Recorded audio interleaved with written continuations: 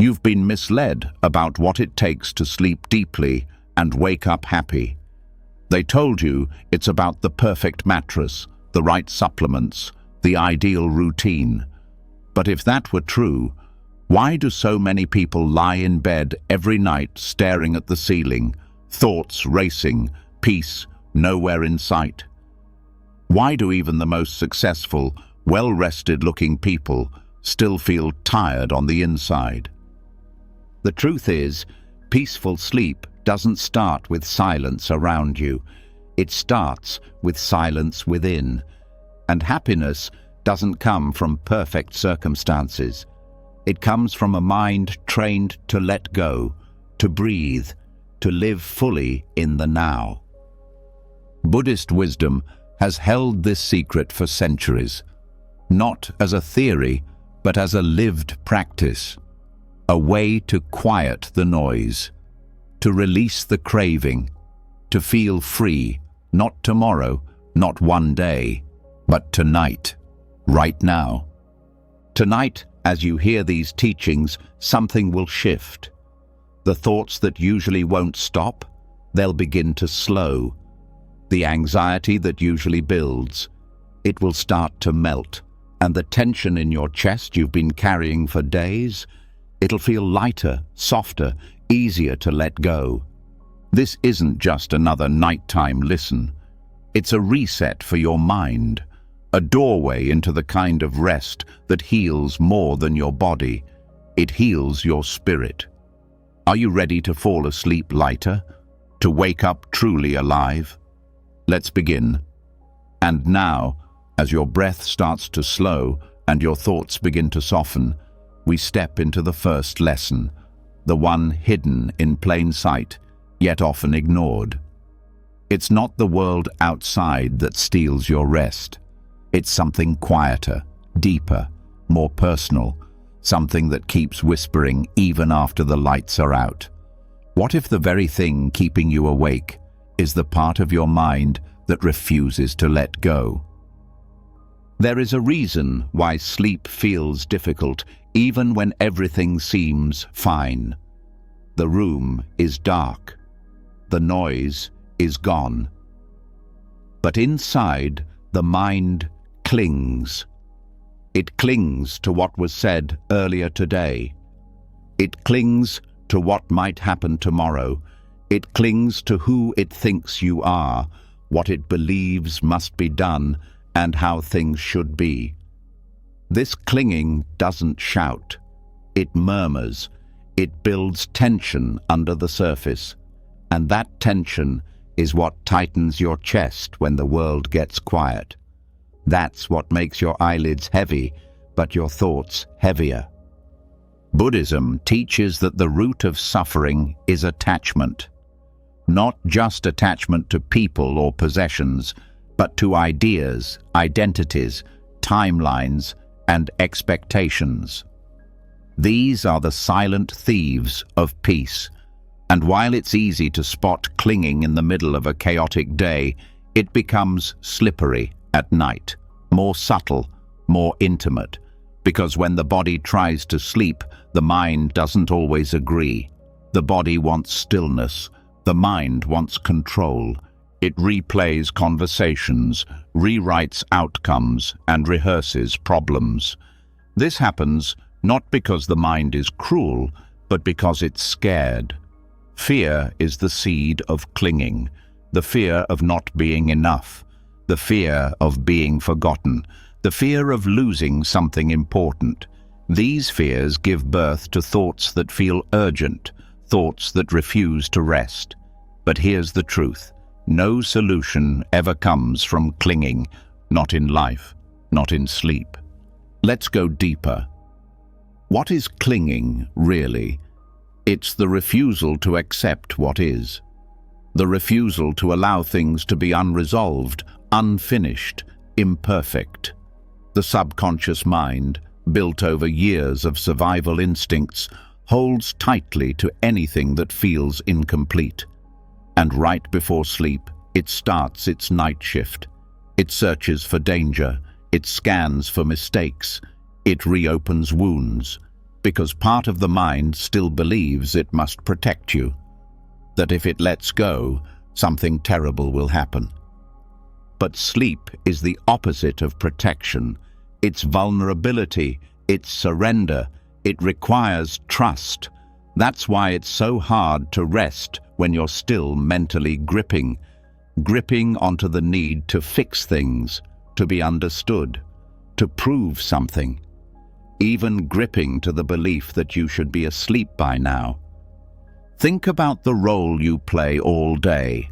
You're someone's child, someone's partner, a worker, a leader, a dreamer, a caretaker, a survivor. These roles come with expectations, and the mind clings to them because they provide a sense of identity. But as the body lies in bed, those roles no longer serve. Yet the mind doesn't know how to put them down. It keeps wearing the mask, even in the dark. That's why Buddhist teachings speak about the illusion of the self, not to confuse you, but to free you. The person you believe you are is often a story held together by thoughts and memories. And that story gets louder when the world gets quiet. If you've ever laid awake wondering why you're so tired but can't sleep, this is why. The story doesn't rest. It edits itself at 2 a.m., questions its meaning at 3, and compares itself to others by 4. It's not just sleeplessness, it's identification. The more tightly you grip your story, the harder it is to fall asleep. So what can be done? Buddhism doesn't ask you to fight the thoughts. It doesn't tell you to conquer them or drown them out with distractions. It invites you to notice them, not as facts, but as passing clouds. To see your mind clinging and gently say, "It's okay to let go now." It invites you to breathe into the moment, not to escape the noise, but to soften your grip on it. There is no secret formula here, just presence, just awareness.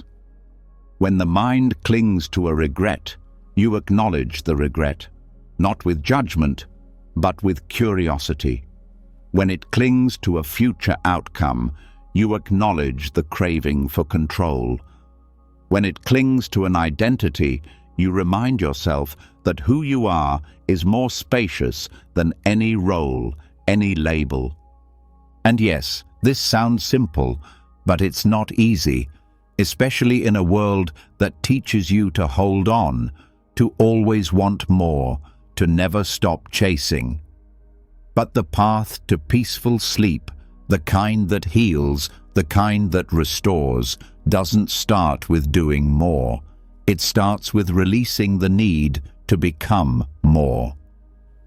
There is a beautiful Buddhist teaching that says, "Let go or be dragged." That is the choice every night. Hold on and be dragged through mental loops, or let go and fall gently into sleep. And letting go doesn't mean giving up. It means trusting that everything unresolved will be okay without your constant effort. That your worth is not found in fixing every mistake. That your future doesn't need to be figured out before sunrise. It means knowing that peace isn't found in answers. It's found in surrender. Think of how the body works. When you cut your hand, you don't have to tell it to heal. It knows. The same is true for rest. Your body already knows how to sleep. It's your mind that forgets how to let it happen. Every time the mind says, "We must solve this," sleep slips further away. Every time it says, "Just one more thought," the night gets longer. So what if, tonight, you chose to do nothing? What if you let the thoughts be without giving them power? What if you stopped gripping just for a moment and noticed how the body softens when the mind steps aside? This is not about controlling sleep. It's about releasing control. It's about remembering that peace is not something you force. It's something you allow. Buddhist monks train for years to master the art of letting go.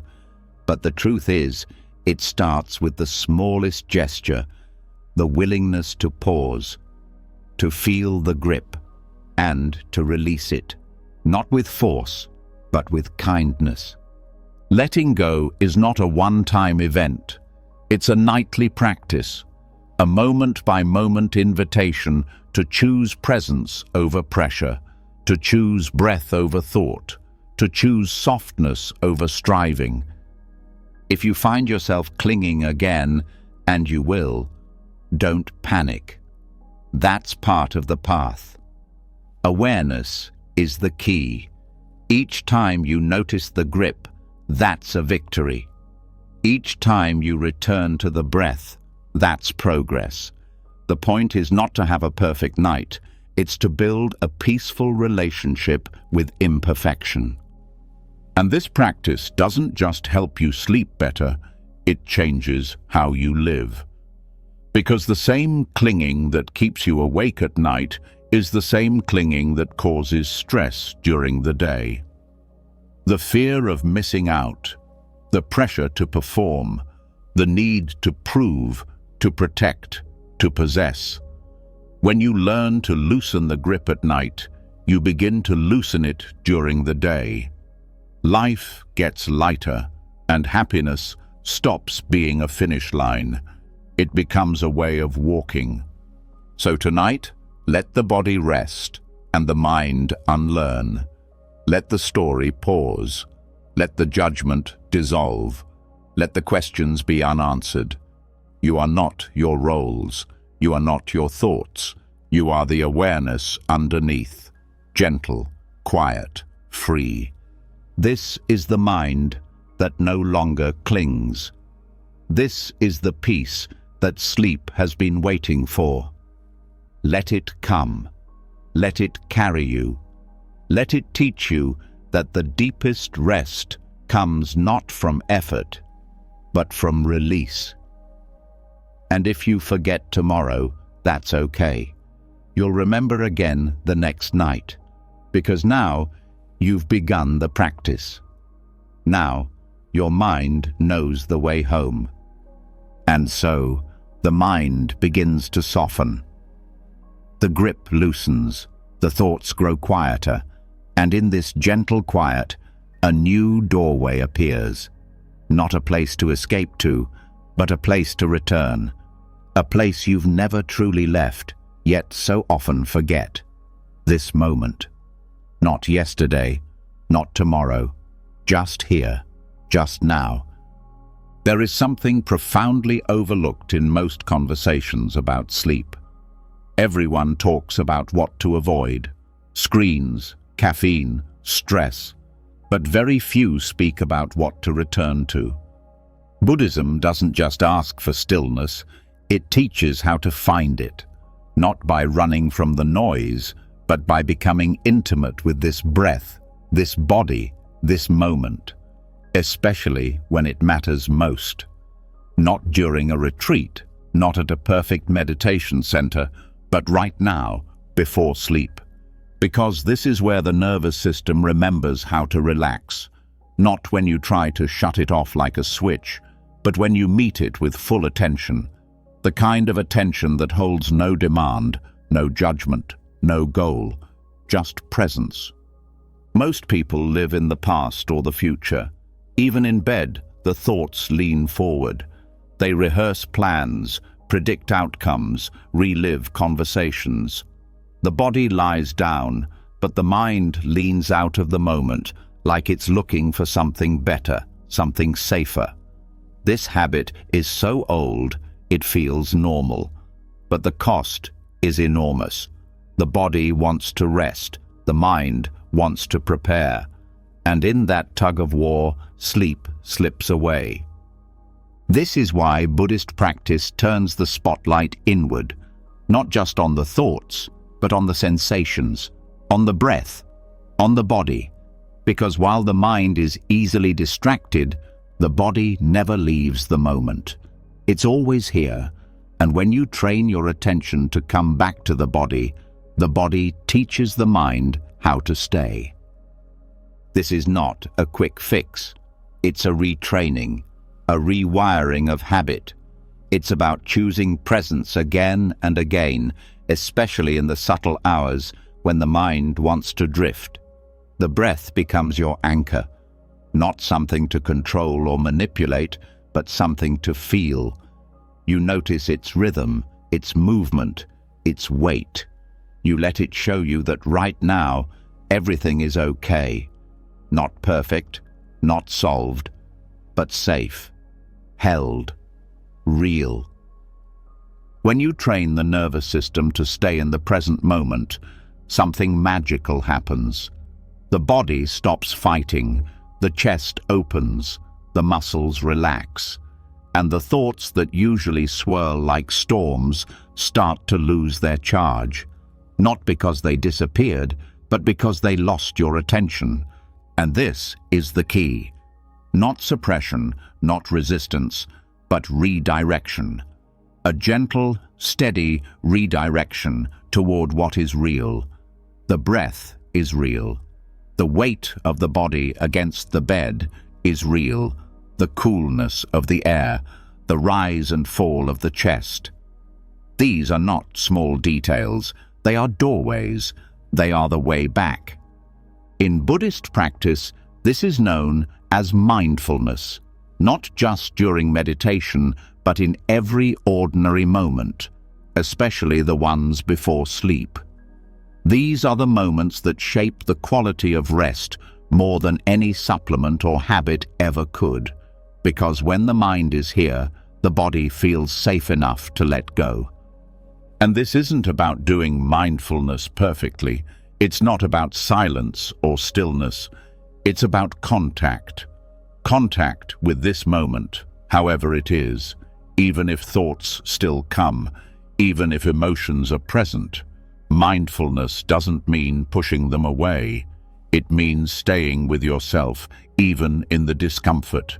It means breathing through the tightness instead of trying to fix it.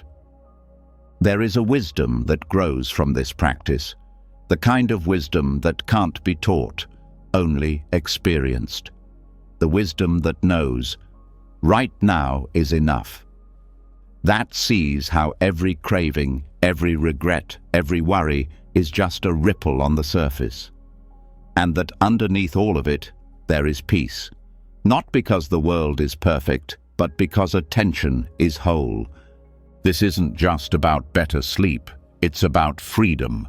The freedom to not be pulled by every anxious thought. The freedom to not be defined by the regrets of the day. The freedom to drop out of the storyline and rest in what is here. The texture of the sheets, the quiet hum of the room, the beat of the heart. This awareness becomes your home, and over time, the nervous system starts to trust that it doesn't need to prepare for a danger that isn't here. It doesn't need to keep reprocessing the day, because the present moment is not asking anything from it. It's not demanding a reaction, it's just offering space. And in that space, healing happens. Hormones shift, muscles release. The body enters a state of repair, because finally, there's nothing to fight. No timeline to race toward, no identity to uphold, just breath, just presence, just peace. Many people try to fix their sleep by adding more rules, more routines, more hacks. But the Buddhist path invites subtraction. Not more effort, but less resistance. Not more stimulation, but more stillness. Not more knowledge, but more awareness. Each time your attention drifts, you guide it back. Not harshly, not with frustration, but like you'd guide a child back to safety, with warmth, with patience, with love. That's the practice, over and over again, and eventually the body learns that the present moment is safe, that it doesn't have to prepare for tomorrow to be okay tonight, that the breath will continue even if the mind lets go, that sleep isn't a reward for solving life, it's a gift we receive when we stop chasing. When you fall asleep in the present moment, something changes. You stop being a problem to fix. You become a being in peace. The labels fall away. The pressure dissolves. And in its place, quiet presence, still awareness, gentle rest. And yes, there will be nights when the thoughts feel too loud, when the body feels restless, when the mind wants to wander. That's okay. Return anyway, not to perfect silence, but to imperfect presence. The practice isn't about controlling the moment. It's about meeting it, even when it's messy, even when it's loud, even when it hurts. Because every moment you stay, the nervous system learns. Every time you return, the grip of the future loosens, and eventually, rest doesn't feel like something you earn. It feels like something that was always here, waiting for you to come home. The most peaceful people aren't the ones with the quietest lives. They're the ones with the clearest presence. The ones who don't run from the moment, but into it. Who rest not because everything is done, but because everything is enough. Tonight, let this moment be enough. Let this breath be your home. Let the present moment hold you as you fall not just into sleep, but into peace.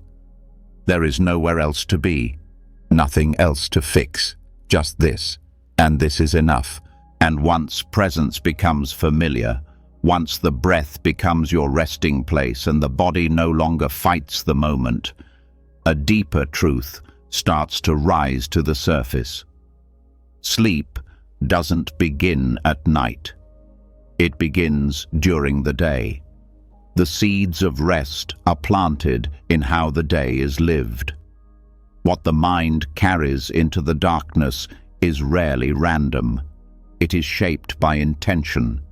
It is shaped by karma. Karma is often misunderstood. Many believe it's some mysterious cosmic punishment system like a scoreboard in the sky. But in Buddhism, karma simply means action. More specifically, intentional action. What's said, what's done, even what's thought. Every moment of intention is a cause, and every cause has an effect. The thoughts that spin at night, the restlessness that won't settle, the unease in the chest. These are not random visitors. They are echoes of the day. The unconscious reactions, the rushed judgments, the suppressed feelings, the words spoken too sharply, the ones not spoken at all. These things don't just disappear when the sun goes down. They settle in the body. They wait in the nervous system. They knock on the door just as sleep starts to arrive. This is where real peace begins, not in silence, not in darkness, but in clarity. Clarity of intention, clarity of heart. When you move through the day aligned with kindness, integrity, and presence, the night becomes a refuge.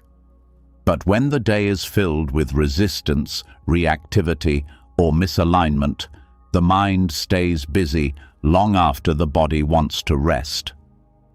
Unresolved emotion doesn't vanish.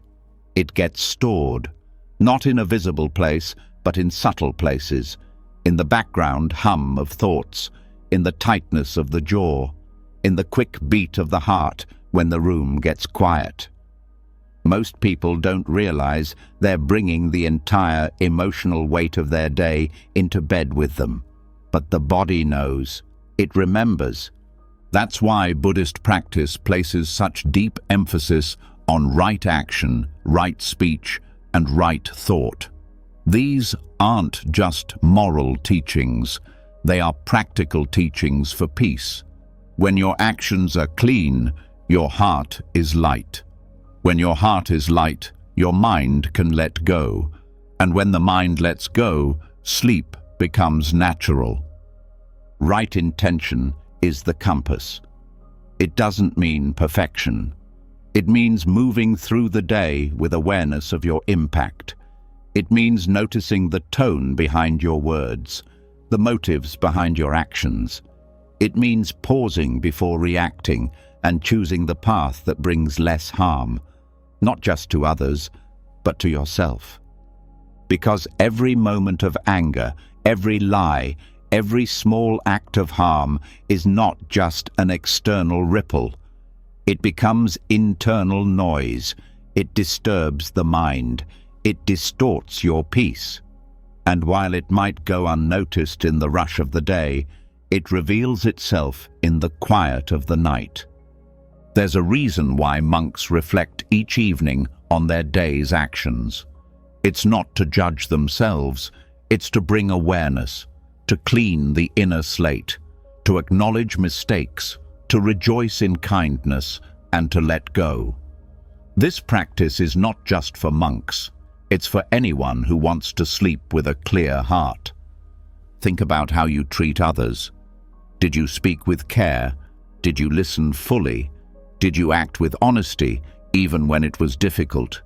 These things matter, not because you need to be perfect, but because they shape how you feel when you're finally alone with yourself. And sleep is the ultimate confrontation with the self.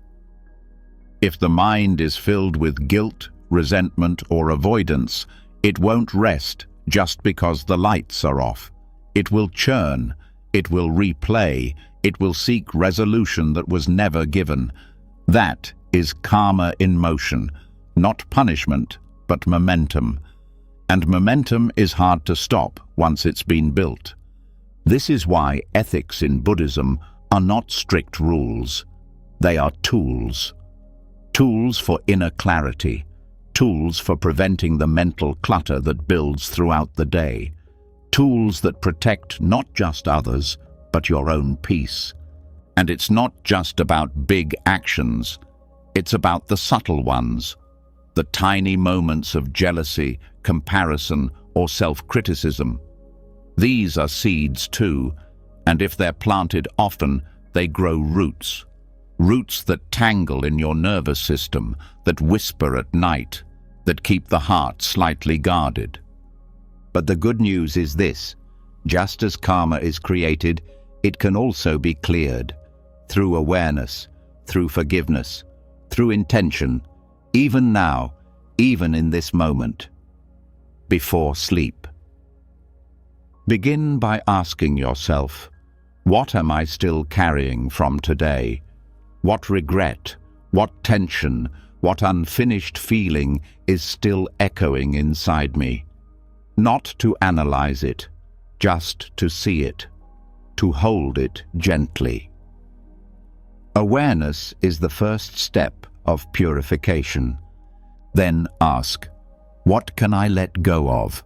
Not because it didn't matter, but because it no longer serves.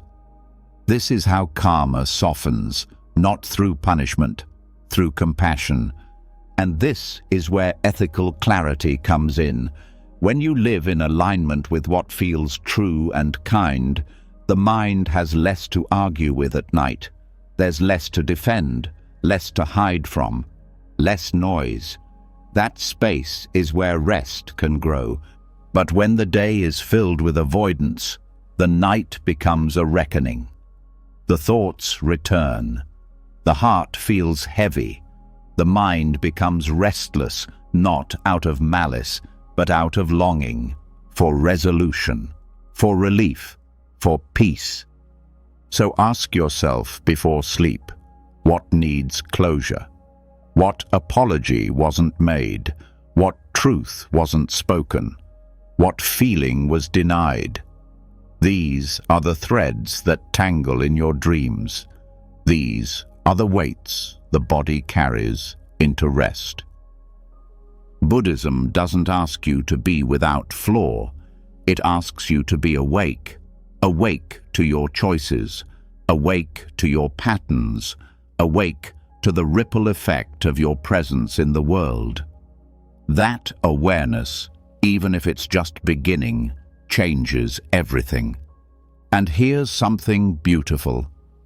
Every day is a chance to rewrite that karma, not to erase the past, but to stop repeating it, to choose clarity over chaos, truth over comfort, kindness over pride. And as you do, night begins to feel different, not as an escape, not as a collapse, but as a return to self, a return to ease, a return to a heart that is not carrying more than it needs to. This is not philosophy, it is practical wisdom. It is what turns restlessness into stillness, what turns sleep from a struggle into a gift. It is what makes peace feel earned, not through effort, but through integrity. Each small act of honesty during the day removes a thorn from your mind at night. Each moment of compassion makes the pillow feel softer. Each time you choose presence over reaction, you build a bed not just of comfort, but of clarity. This is the karma of the day, and it decides the rest of the night, not as punishment, not as reward, but as reflection. You don't need to fix every past mistake tonight, but you can plant new seeds now, seeds of presence, of forgiveness, of care. You can review your day not with shame, but with wisdom. You can say, "This I will keep, this I will change, this I will release." And when you do that, the nervous system sighs, the heart lets go, the breath deepens, because the weight of the day is no longer lingering. It has been seen, it has been held, and now it can be put down. This is how peace is built, not at the end of the journey, but moment by moment, breath by breath, until even sleep becomes a practice in freedom, until the night becomes not a place of escape, but a place of peace, until your rest feels like a reflection of the life you're creating, one of intention, one of presence, one of clarity. So, tonight, let go of what's unresolved. Trust that awareness is enough. Trust that clarity will come. And trust that as your karma shifts, so will your rest. Because nothing sleeps more peacefully than a heart at ease. And now, with the weight of the day softened by awareness, with the heart clearer and the nervous system quieter, there is space for something deeper.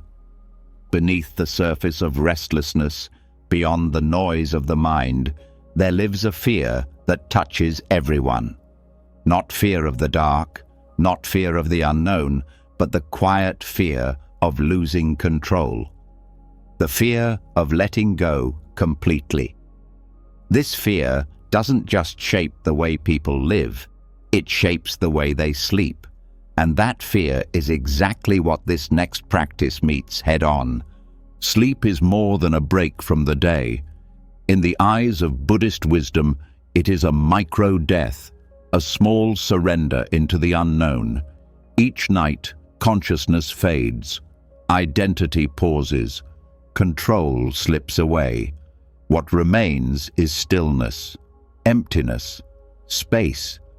But because so many resist that surrender, sleep feels like a fight instead of a release. The truth is, the same part of the mind that fears death is the part that fights sleep. And it's not just fear of ending, it's fear of disappearing, fear of not being in charge, fear of not knowing what comes next. That's why this teaching is not about sleep hygiene. It's about a profound internal shift. It invites the mind to see rest not as an inconvenience or a task, but as sacred practice. It is a rehearsal for the biggest letting go any of us will ever experience. Not in a morbid way, not in a frightening way, but in a freeing way.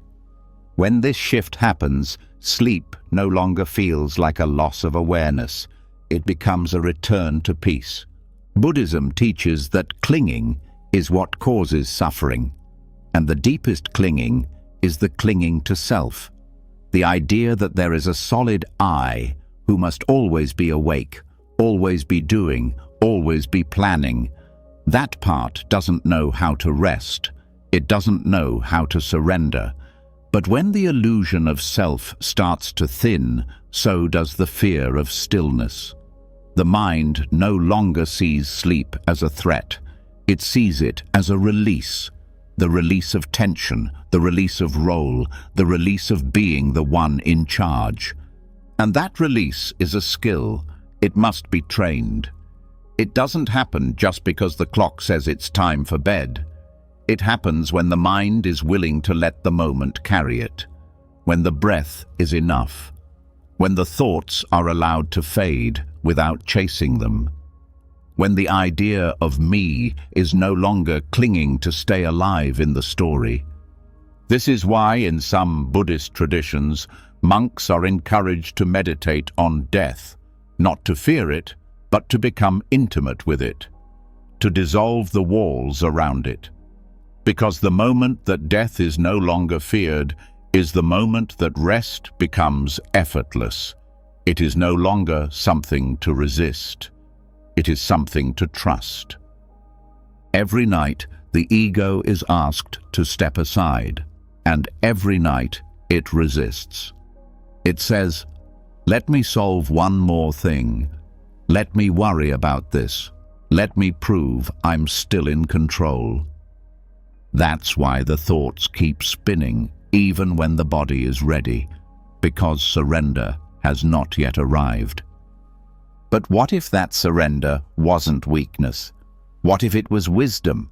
What if letting go wasn't the end of awareness, but the beginning of a deeper awareness? The kind that lives beneath the noise, the kind that doesn't need to hold on to feel safe. That's what this practice leads to. The calm confidence that letting go is not falling, it's floating. And there's no need to wait for sleep to begin practicing. It starts now, right here in the middle of your breath. You let go of the idea that you need to be in charge. You let go of the pressure to know what comes next. You let go of the need to fix anything in this moment.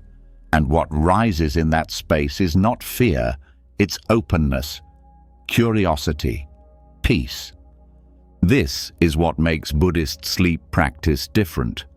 It does not give the mind more tools to control rest. It gives the mind permission to not control anything at all. It teaches that surrender is not a failure. It is a higher form of wisdom. And yes, this takes practice. At first, the mind will rebel. It will say, "If I don't think about this, who will?" It will resist the idea that rest can happen without its permission. But over time, the body teaches the mind. The body says, "You don't need to hold this. You don't need to carry this. You are safe." And this becomes the new rhythm. The letting go doesn't happen all at once. It happens in layers. First, letting go of thought, then letting go of control, then letting go of identity, until what's left is the pure awareness that doesn't need to do anything at all. That is sleep, not unconsciousness, but full release. And when this becomes familiar, something incredible begins to unfold. Even daytime stress softens, because the same skill used at night becomes available during the day. You learn to pause, to release, to not fight what's unfolding. Life becomes less about gripping and more about flowing. In this practice, the body is not the enemy of sleep. It is the teacher. Every time the shoulders drop, every time the breath slows, every time the eyes close gently instead of tightly, these are signs that letting go is working, that surrender is being remembered, that you are becoming fluent in the language of rest. And it's okay if some nights feel harder. That's not failure. That's part of the lesson. Sometimes letting go is smooth. Other times it feels like peeling off layers of fear and control. Both are valid. Both are practice. The point is not perfection. The point is presence. To see sleep as a form of death is not to become afraid of it. It is to become free in it. Because death in Buddhism is not an end. It is a transition, a return, a movement into something wider than self. And sleep, in its own way, is a glimpse into that truth. Each night, you return, you dissolve, and you awaken. And that return is beautiful, because in it, the false ideas of who you are fade. The pressure disappears, the stories pause, and what's left is the real you, not the name, not the role, but the quiet witness who needs nothing and fears nothing. So tonight, let go like it's sacred. Let go like it's a blessing. Not because you're escaping something, but because you're finally coming home. Home to what doesn't need fixing. Home to what already knows peace. Home to the part of you that's been waiting for stillness all along. This is not just a better way to sleep, it's a better way to live, with less resistance, with more trust, with the kind of courage that doesn't fight the night, but bows to it. That says, I don't need to control this, I don't need to be anyone right now, I just need to let go.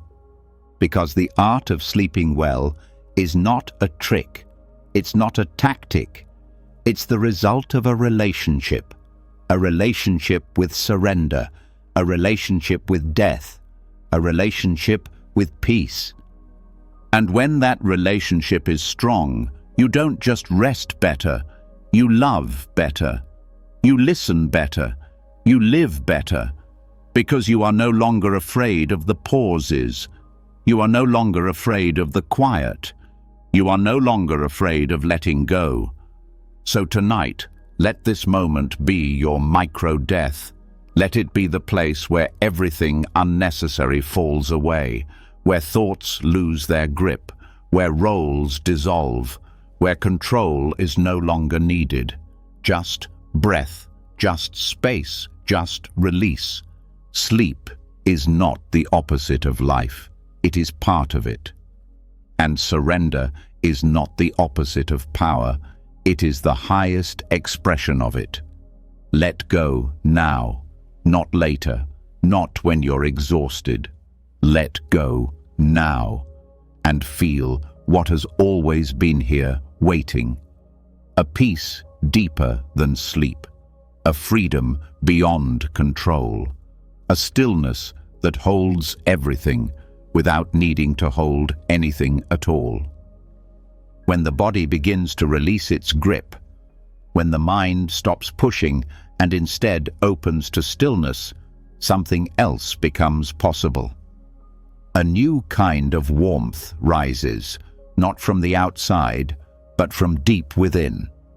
The kind that softens the heart, the kind that relaxes the chest, the kind that quietly changes the way sleep feels. Letting go is powerful, but pairing it with compassion, especially before sleep, is transformational. So many nights are disturbed not because of what's happening externally, but because of what's unresolved emotionally. Friction, tension, a heaviness in the heart that lingers from the day.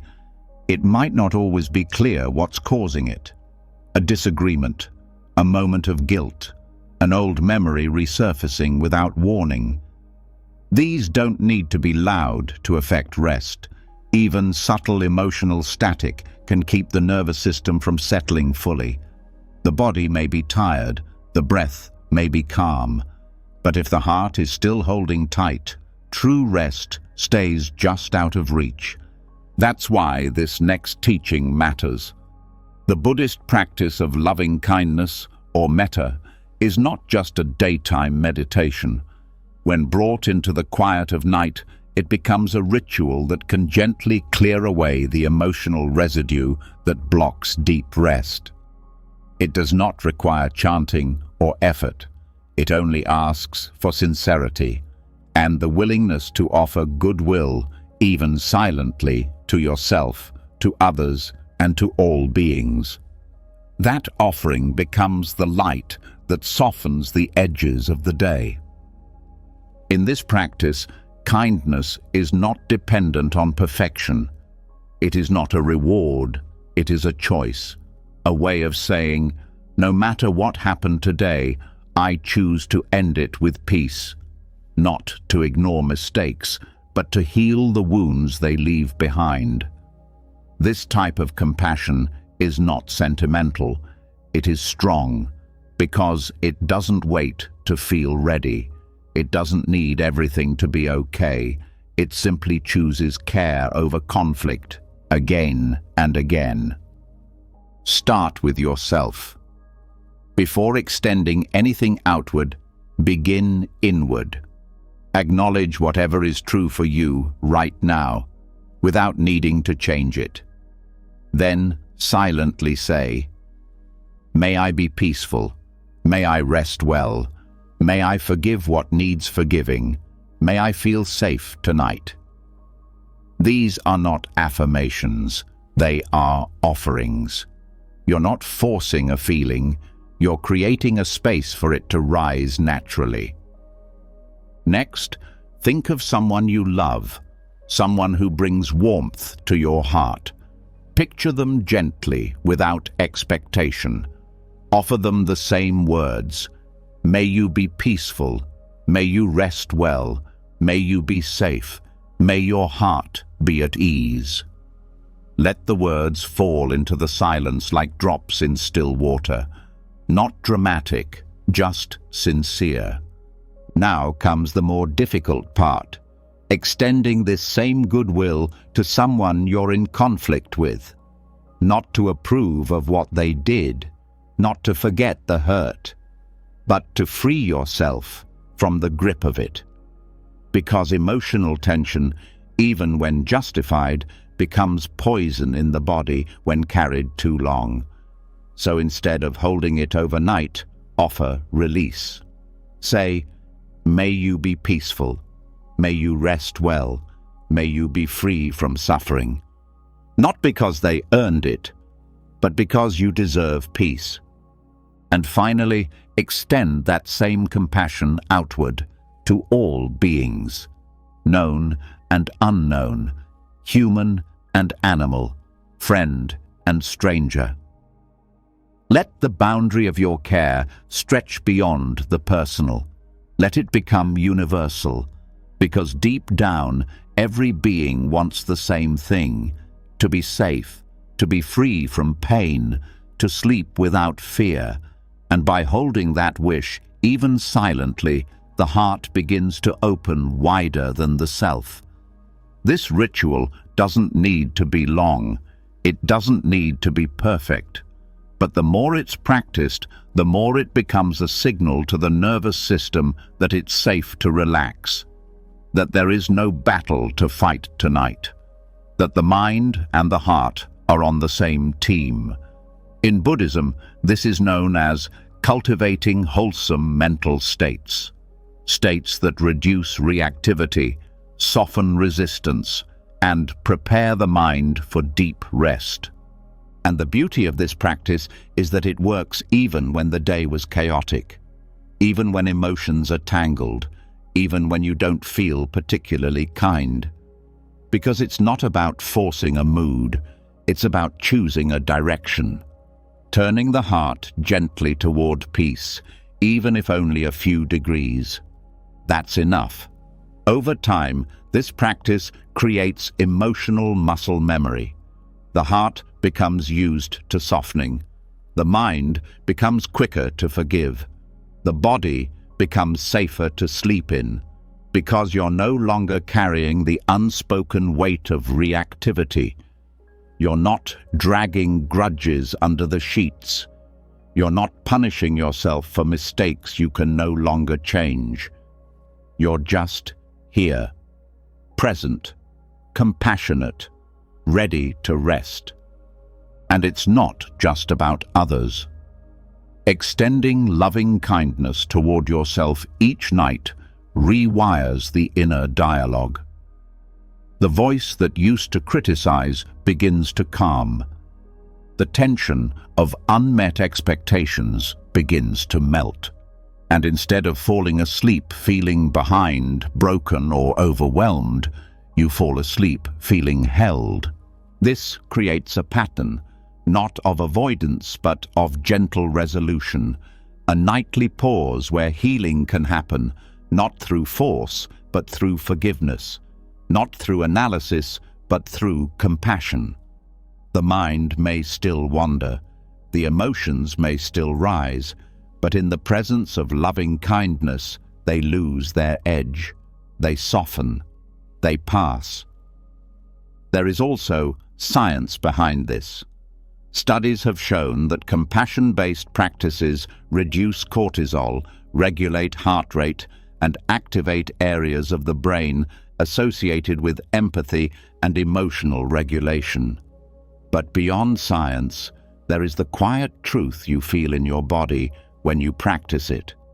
The lightness in the chest, the warmth in the belly, the feeling of being okay, even if nothing outside has changed. This is how sleep becomes sacred again. Not just something to squeeze in between distractions, but a closing ritual that honors your humanity. That says, this day was enough, I was enough, and now I rest. It might seem small, but this act of ending the day with kindness is revolutionary. In a world that rewards speed, noise, and judgment, to pause and offer love, even silently, is a radical return to what matters. And when this becomes your bedtime ritual, sleep starts to feel less like escape and more like return. A return to peace, a return to safety, a return to connection. Let it be simple. No need to overthink it. No need to force perfect feelings. Just close your eyes. Let the breath soften, and speak the words gently within. May I rest well. May others rest well. May we all be free from suffering. Let that be the last message the heart sends before sleep takes over. Let that be the rhythm that carries you into the night. No story, no conflict, just a quiet wave of compassion rippling outward. Because kindness clears the space for stillness, and stillness clears the space for rest. And in that space, sleep becomes not just possible, but natural. Tonight, as the breath slows and the body melts into the bed, let compassion be the final act. Not because everything is resolved, but because peace can begin even in the middle of unfinished things. That is the gift of this practice. That is the doorway to rest. And that is where we go next. And once compassion has softened the heart, once the weight of the day has been dissolved in kindness, there is something else that begins to reveal itself. Even in a quiet room, even with a relaxed body, even after letting go of judgment, something still stirs. Thoughts, not just thoughts, but thoughts that arrive with urgency, thoughts that pretend they matter more now than they did all day. This is the next illusion, one of the most convincing and one of the most exhausting. The illusion that every thought at bedtime must be solved right now. It starts subtly. One thought slips in, disguised as a gentle reminder. Then another follows, a little louder, a little heavier. Before long, the mind is sprinting in circles, replaying conversations, planning tomorrow, inventing problems that didn't even exist a few minutes ago, and it always feels so real, so important, so immediate. But this is where the trap begins. This is when thoughts lie, and the lie sounds like urgency. Buddhist psychology teaches that the mind is a master of illusion, not because it's evil, but because it's wired to protect, to prepare, to control. But it doesn't know how to rest. And at night, when there's nothing left to distract it, the mind turns inward. It grabs old stories, it invents new worries. And because there's no one else around to challenge it, the voice inside starts to sound like truth. But not every thought is truth. Not every thought deserves your attention, especially not at bedtime. One of the most powerful shifts is realizing that urgency does not equal importance. Just because the mind says, "You need to think about this now," doesn't make it true. It only means the mind is trying to stay in charge. Thoughts are skilled performers. They take center stage. They create emotional reactions. They convince you that sleep must wait until the problems are solved. But no problem has ever been solved by replaying it at midnight. What's happening isn't clarity. It's mental noise dressed up in serious clothes. Buddhism calls this restlessness a form of craving. Craving for control, craving for certainty, craving for resolution. But here's the paradox. The more the mind craves resolution, the more tangled it becomes. It's like trying to smooth water with your hand. The harder you try, the more ripples you create. And this is where awareness comes in, not to stop the thoughts, not to fight them, but to see them clearly, to watch as the mind creates its illusion, to say gently, "Ah, here you are again." That noticing, that small moment of clarity is powerful because it breaks the trance. It unhooks your attention from the urgency. Some thoughts are loud but hollow. They sound like plans, but they're really just loops. They sound like insight, but they're really just old fear in new words. They sound like logic, but they're really just habit. When you begin to recognize this, a new kind of peace becomes possible. The kind that doesn't come from solving thoughts, but from not believing them. The mind is a storyteller. It wants to stay busy. It wants to feel useful. But being useful is not the same as being wise. And wisdom knows when to pause. Wisdom knows when to say, "This can wait." Wisdom knows that no insight born from exhaustion will ever bring peace. And this wisdom grows through practice. Each time you notice a thought pretending to be urgent, you gently shift your attention back to the breath, back to the feeling of the body, back to the safety of this moment, not to escape, but to anchor, because this moment is real. This thought is just passing through. Over time, this becomes a habit. The mind will still create stories. That's its nature. But you no longer get caught in them. You no longer follow every mental thread to its end. You see it, you breathe, you return, again and again. There's a phrase in Buddhist thought: thoughts are not the enemy. Believing them without question is. When thoughts pretend to be urgent, they often carry emotional hooks: guilt, worry, regret. These emotions are not problems. They're signals. They're telling you the mind is trying to fix something that cannot be fixed right now, not because you're incapable, but because it's not the right time. Night is not for fixing. It's for feeling, for softening, for dissolving the tension that's been stored all day. And when you try to fix from that tense place, the mind becomes a tangled knot. So instead, offer it what it truly needs. Not answers, but space. It can feel difficult at first.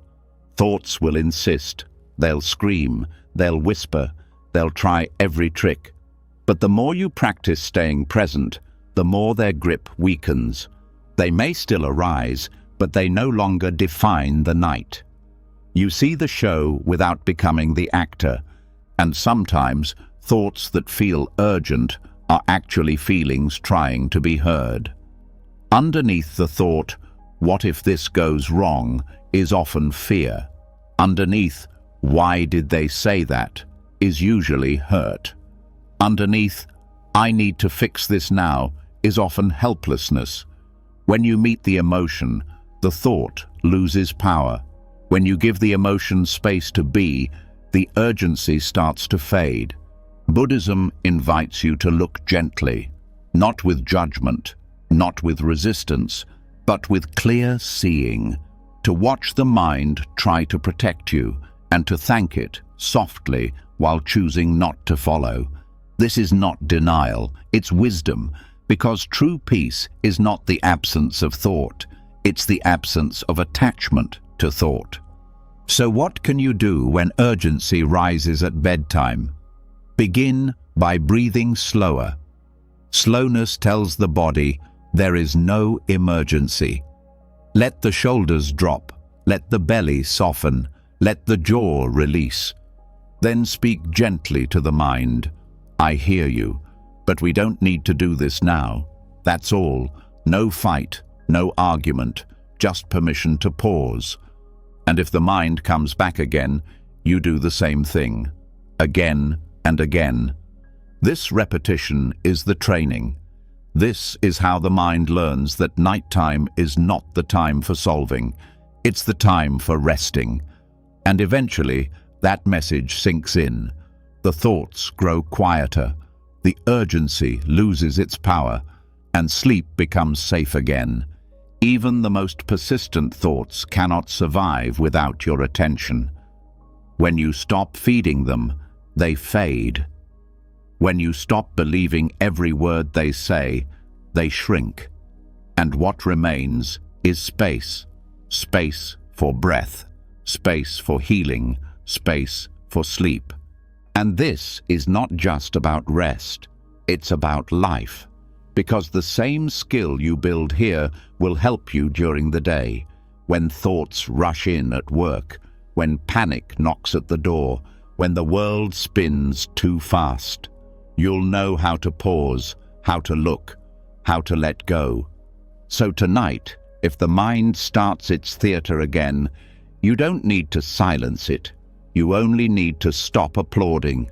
Let the scene play, let the thoughts speak. But you, the witness, stay still. You, the presence, stay grounded.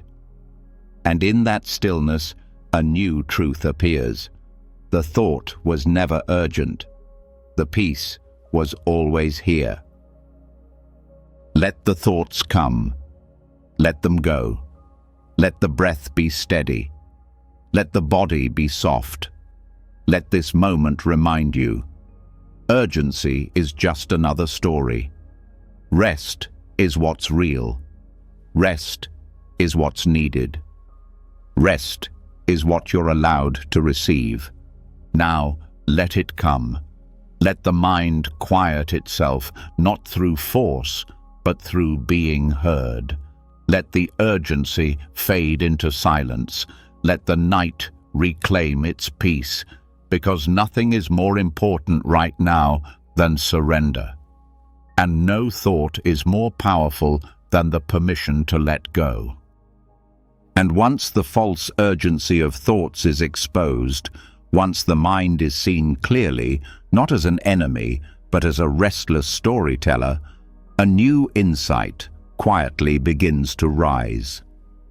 Maybe the reason sleep doesn't come easily isn't just because the mind is loud, but because there's a deeply held belief underneath it all. A belief that says you must have closure before you can rest. That every problem must be solved. Every emotion must be understood. Every story must have a clean ending before the body is allowed to release. But what if that belief is wrong? This next lesson isn't about fixing anything. It's about unlearning something that's been taught in silence, repeated by habit, and reinforced by anxiety. The idea that peace only comes after resolution. The myth that closure is a requirement for rest. And this belief runs deep, so deep that even when you're physically tired, emotionally drained, and desperate to sleep, the mind keeps searching for an ending. One more answer, one more conclusion, one more explanation to finally feel complete. But Buddhism offers something radically different. It doesn't teach that peace comes from solving everything. It teaches that peace comes from letting go of needing to solve everything.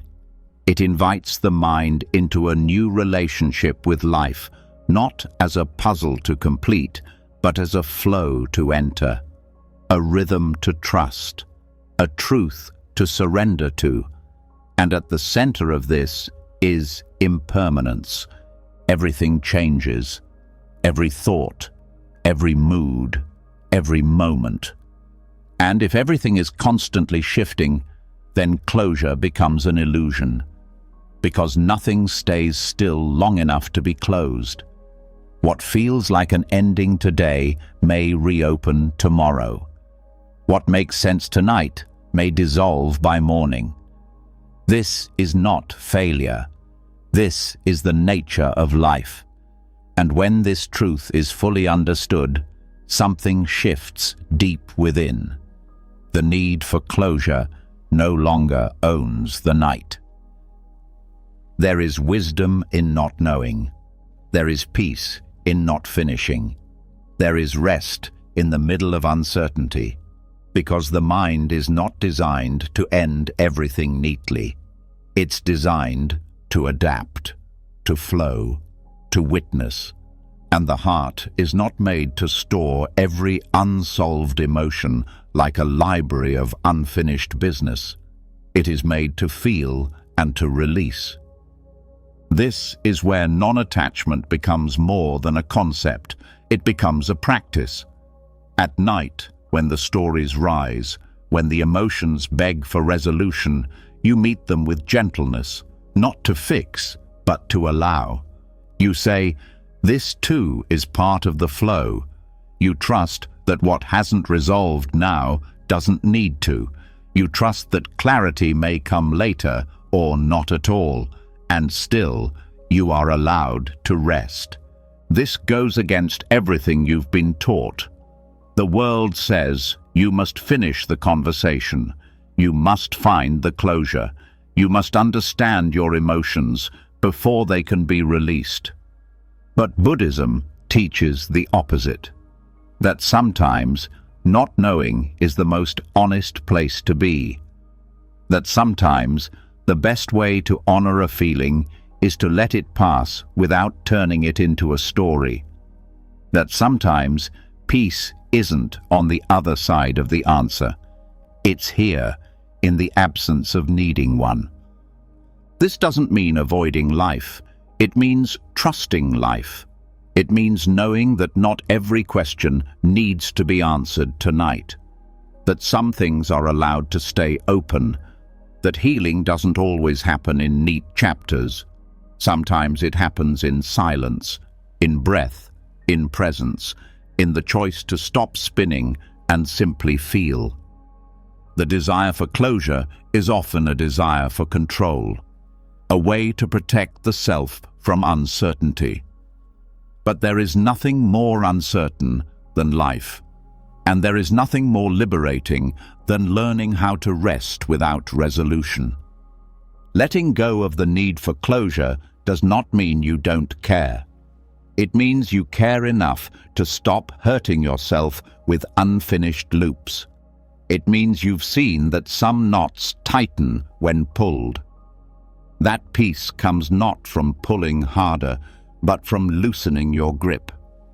Buddhist teachers often say, "Leave the question unanswered."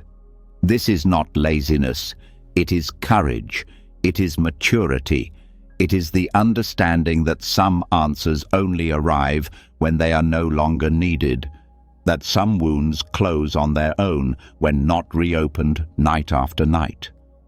And so, this practice becomes a choice to meet the mind not with arguments, but with trust.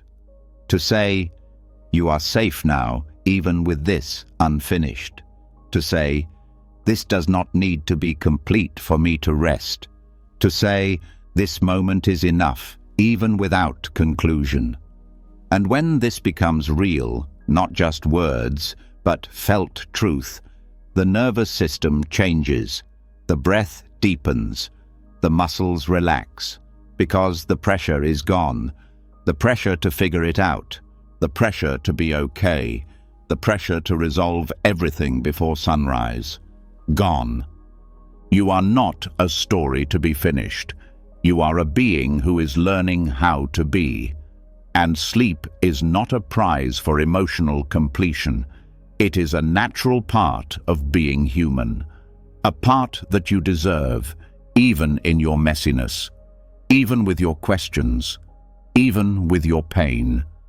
In fact, some of the most restful nights come not from clarity, but from surrender, from saying, "I don't know, and that's okay," from saying, "This doesn't feel complete, but I will rest anyway," from saying, "I will stop chasing closure and start trusting space." This trust becomes your new foundation. Not trust in specific outcomes, not trust that every problem will fix itself, but trust in the process. Trust that feelings move, that thoughts pass, that life continues, and that sleep can hold you even while life is still unfolding. So, as you lie down tonight, if your mind returns to something unfinished, don't push it away, don't analyze it. Just greet it gently, say hello, say thank you, and let it pass like a wave. Trust that you are allowed to sleep before it's resolved. Trust that rest does not depend on completion. Trust that closure is not the gatekeeper of peace. This is how you make peace with the night, not by forcing it to make sense, but by letting it be exactly what it is: a space to soften, a space to breathe, a space to trust what doesn't yet make sense. And over time, this practice changes more than just your nights. It changes how you meet every part of life. You begin to see that peace is not something that waits at the end of every task. It is something that lives in the middle of everything, in the middle of your joy, in the middle of your grief, in the middle of your unspoken thoughts, always available, always here. So if tonight feels unfinished, if the story is still messy, if the feeling is still loud, if the thoughts are still searching, that's okay. You don't need to silence them. You don't need to solve them. You only need to stop chasing. Let them float. Let them rest. And you rest too. Because closure is not what brings rest. Trust is. non-attachment is. The quiet courage to be here without needing to control. That is the doorway. That is the peace. That is where the night begins. Let it hold you now, just as you are. Unfinished and still enough. And now, with the grip of needing closure finally loosened, with the mind no longer chasing unfinished answers through the night, a new truth begins to surface. It is not just the day's stress or unsolved thoughts that make sleep difficult. It is the deeper cycle that underlies it all. A cycle far older than the day, a pattern not created in one night, but woven into existence itself. This is where we meet samsara. In Buddhist teaching, samsara is not simply a realm or a place. It is the experience of wandering. Wandering through thoughts, wandering through desires, wandering through suffering. It is the cycle of craving and aversion, of clinging and resisting, of hoping for something different than what is here. And it is this very cycle that plays out every night on the pillow. The mind keeps spinning, the heart keeps reaching, the body stays tense. Not because of what is happening in the room, but because of what is happening in the cycle within. To sleep deeply is not only a physical act, it is a spiritual one. It is a moment where you step outside of the wheel, where grasping stops, where seeking ends, where there is nothing to chase and nothing to run from. But this can only happen when samsara is seen clearly, not as a mystical idea, but as the pattern behind restlessness itself. Every thought that says this moment isn't enough is samsara. Every sensation that sparks the urge to fix or escape is samsara. Every comparison, every worry, every memory you grip, every future you fear, these are the wheels turning. And if you try to sleep while caught in them, the mind remains alert, the body remains tight, and the night becomes just another arena for suffering. This is why Buddhism doesn't teach escape. It teaches awakening, not escape from pain, but freedom from the false belief that you must chase your way into peace. Samsara feeds on that belief. It says, you'll rest once you get this one thing. But then another thing appears, and another. And so the cycle continues. The way out is not to silence the wheel. It is to step off of it, not through effort, but through clarity, through the quiet seeing that none of it leads where it promises to go. Craving doesn't end craving. Control doesn't create calm. Striving doesn't deliver peace. And when that is seen, not just thought, but felt, something shifts. The grasping releases, the spinning slows, and in its place comes rest. This is not the kind of rest you force. It's not the kind you trick your body into through hacks or routines. It's the rest that arises when there is nothing left to chase. When the moment is no longer rejected. When presence is no longer postponed. When peace is no longer placed in a future that never comes. And this is why sleep becomes a teaching, because it reveals samsara in a raw, unfiltered way. In the darkness, the mind tries every old trick. It tries to replay, to control, to label, to run, and none of it works. The same thoughts loop, the same discomfort lingers, until you stop fighting, until you say, let it be, let it pass, let it dissolve.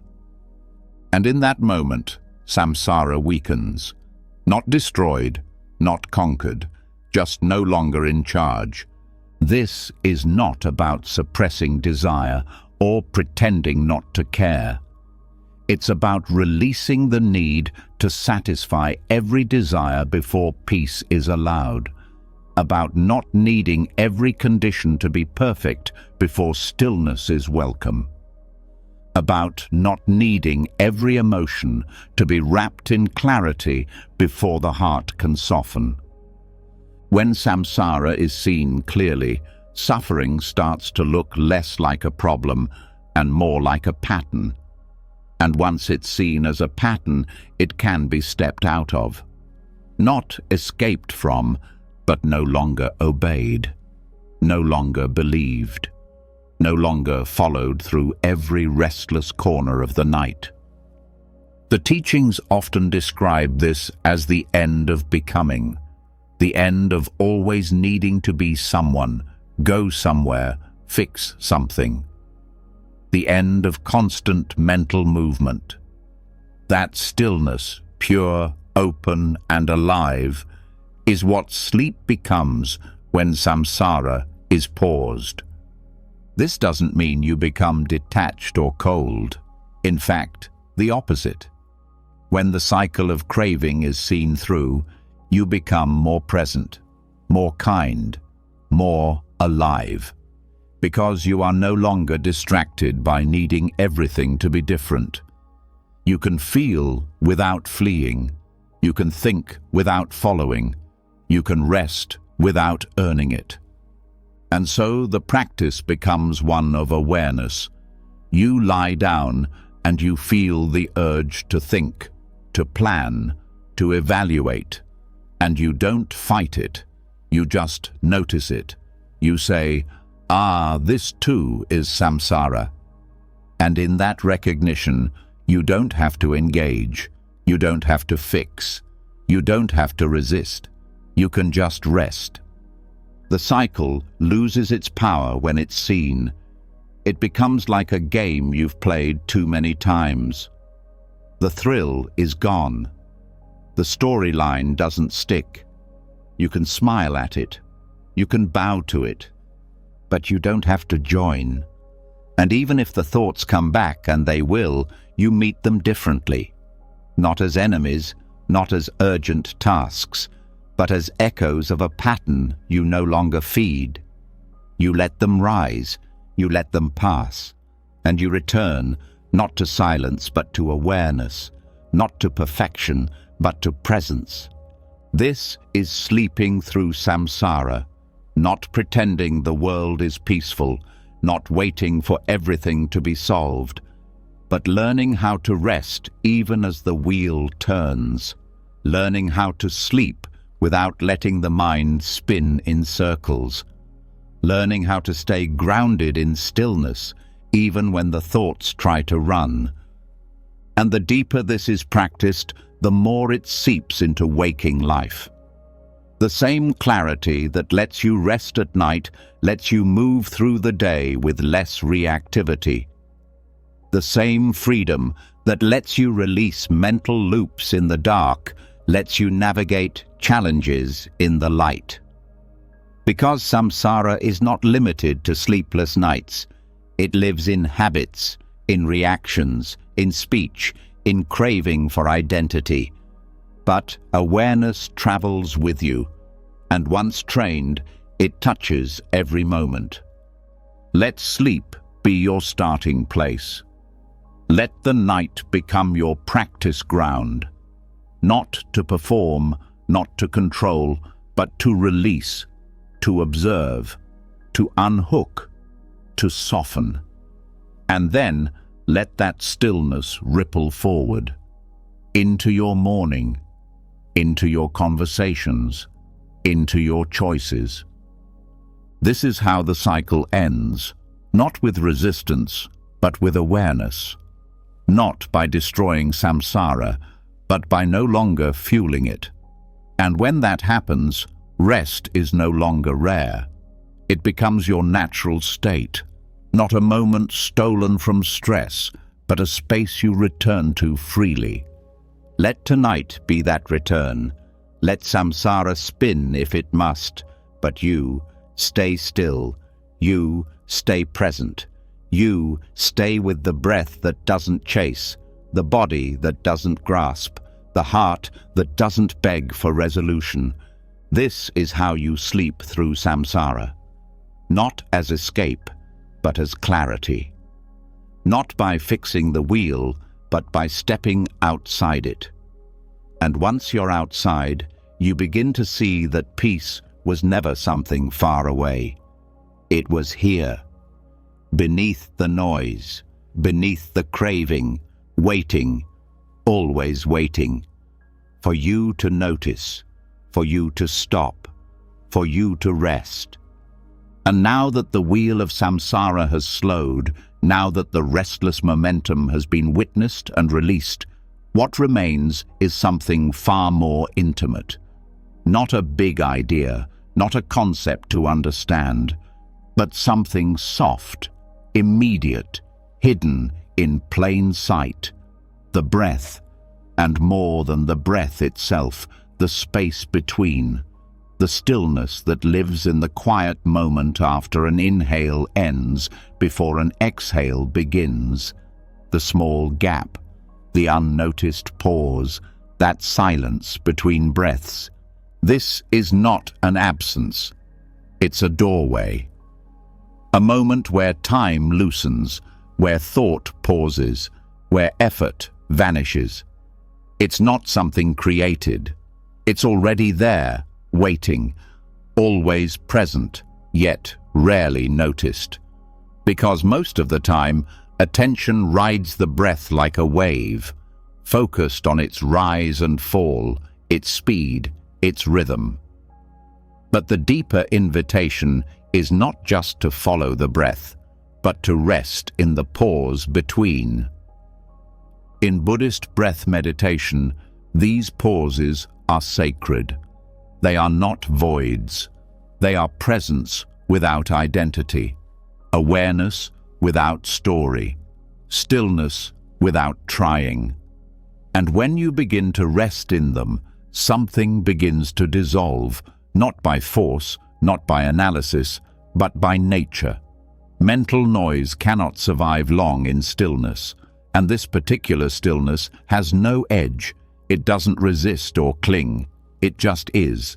The inhale comes, then silence, then the exhale, then silence again. Each pause becomes a softening, a landing, a reminder.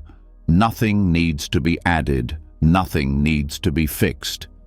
In the pause, everything is allowed to settle. This practice does not require control. It's not about holding the breath. It's about noticing what is already there. The breath flows, and between its movements, there is space.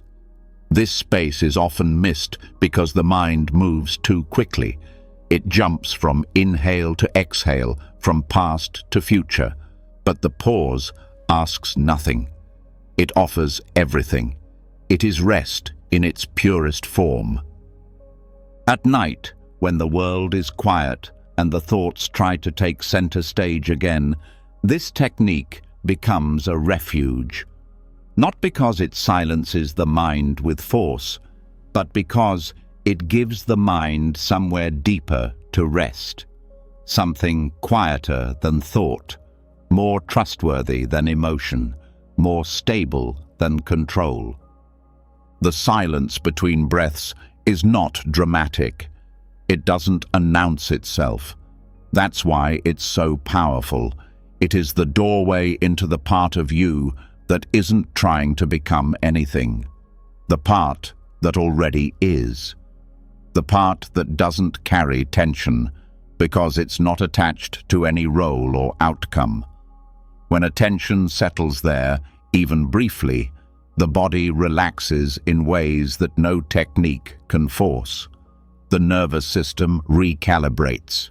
The mind slows, not because it's told to, but because it finds peace naturally in that stillness.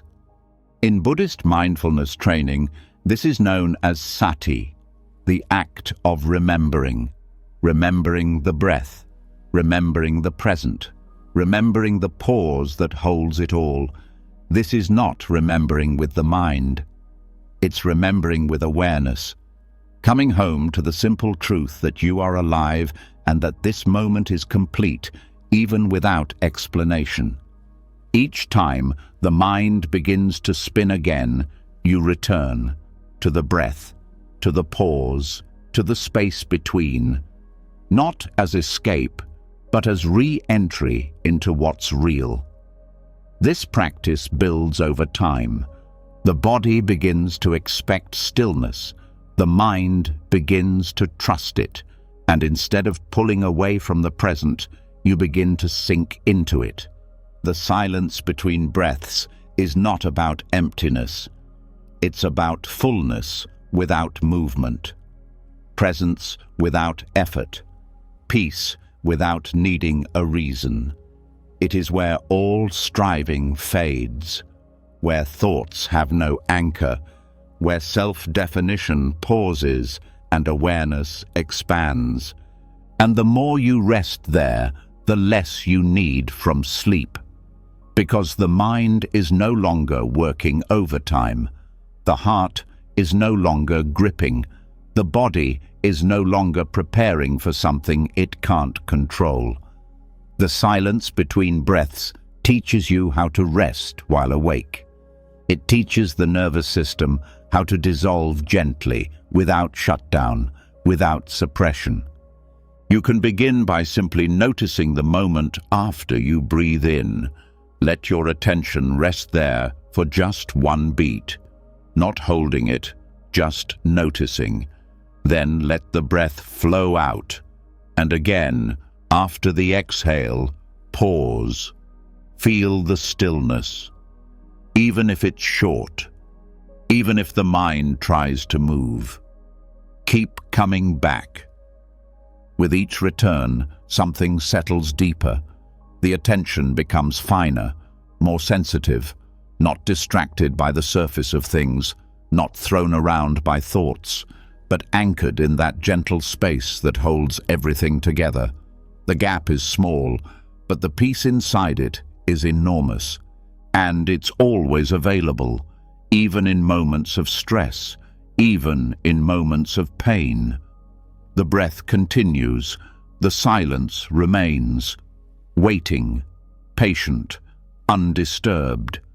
And when you build a relationship with that silence, you carry it with you, into your evenings, into your sleep, into your life. This practice is not about becoming someone new. It's about removing the noise that hides who you've always been. The breath does not ask you to change. It invites you to return. The pause between breaths does not require understanding. It only asks for presence. And that presence heals, softly, fully, quietly. There are no steps to master, no levels to unlock. Only the willingness to pay attention to what's already happening. The body breathes, the mind watches, the heart softens, and in the space between all of it, peace arrives. This kind of peace doesn't announce itself. It doesn't glow. It doesn't make promises.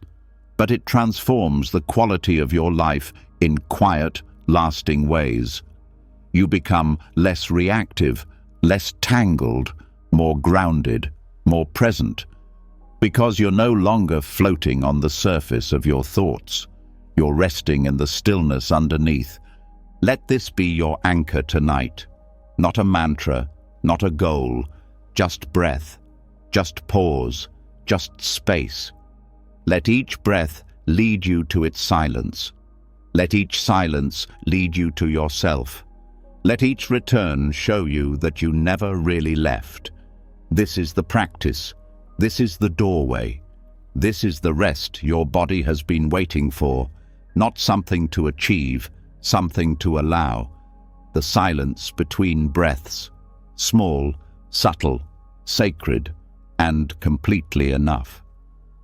And after resting in the stillness between breaths, after discovering that peace doesn't come from adding more, but from becoming less involved in the noise, a subtler layer begins to rise. Even when the body is still, even when the thoughts soften, something deeper can remain. A sense of identity. A quiet narrative running underneath the silence. The belief that this is who I am. And for many, especially those who struggle with rest, that belief sounds like this: I'm a bad sleeper. This single sentence seems harmless, almost factual, but Buddhist wisdom reveals something far more powerful and far more dangerous about it. The moment the mind accepts that label, not as a passing condition, but as a definition, it locks itself into suffering. Not because the body can't sleep, but because the self has become attached to the identity of someone who can't. In Buddhist teachings, this is the illusion of self, the mind's tendency to attach to roles, labels, patterns, and treat them as permanent truths. When the mind says, I am an insomniac, it is not simply describing experience. It is creating a framework through which every future moment is filtered. Every yawn becomes proof. Every restless night becomes a prophecy fulfilled. Every attempt to sleep becomes an uphill battle, not because of the body, but because the identity says, this is hard for me, this is who I am. The non-self teaching in Buddhism, known as anatta, points to the liberating truth that the self is not fixed. There is no unchanging me inside.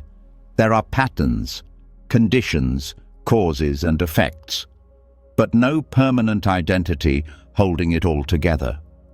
When you understand this, even partially, the grip of labels starts to dissolve. The story loses its weight, and the suffering born from clinging to identity begins to fade. Renouncing the identity of the insomniac does not mean pretending you sleep well. It means seeing clearly that difficulty sleeping is a condition, not a character trait. It's an experience, not a personality. The difference is everything. Because when the difficulty becomes an identity, the nervous system reacts before the night even begins. The mind prepares for battle, the body tightens, the breath shortens. The fear of not sleeping becomes a self-fulfilling prophecy. But when the difficulty is seen as a passing condition, shaped by habits, stress, energy, environment, it becomes workable. It can shift. It can improve. Not because the self gets better, but because the illusion of self loosens. And this loosening is freedom, not from sleeplessness, but from the need to make it personal. Buddhist psychology shows that suffering is magnified when discomfort is taken personally. When you say, "This is happening to me," instead of "This is simply happening," the more tightly you grip your role in the experience, the more difficult the experience becomes. The identity of the insomniac is sticky. It gets reinforced by conversations, by labels from professionals, by years of evidence. But Buddhism asks a deeper question. Who are you when no thought arises?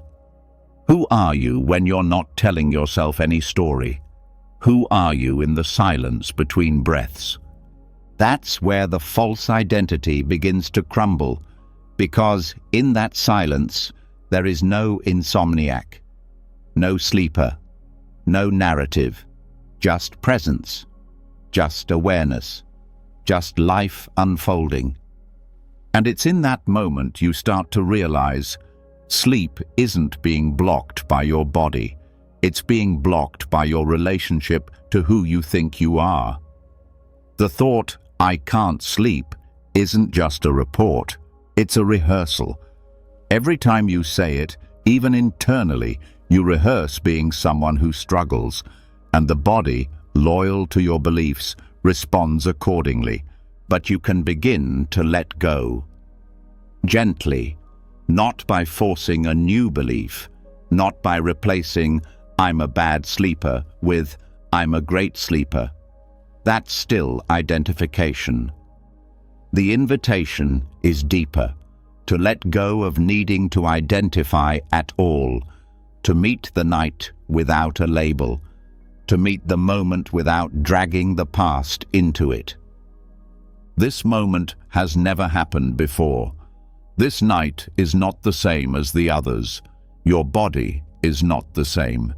Your mind is not the same. And yet, the story says it is. That's the trap. The story folds time. It creates patterns out of memory, and then uses those patterns to predict the future. But sleep doesn't happen in the past or future. It happens now, in a body that breathes, in a moment that is alive. When the mind says, "This will be another bad night," it's not telling the truth. It's telling a memory, and you are not required to believe it. So how do you step out of the identity? You start with awareness. You notice when the label arises.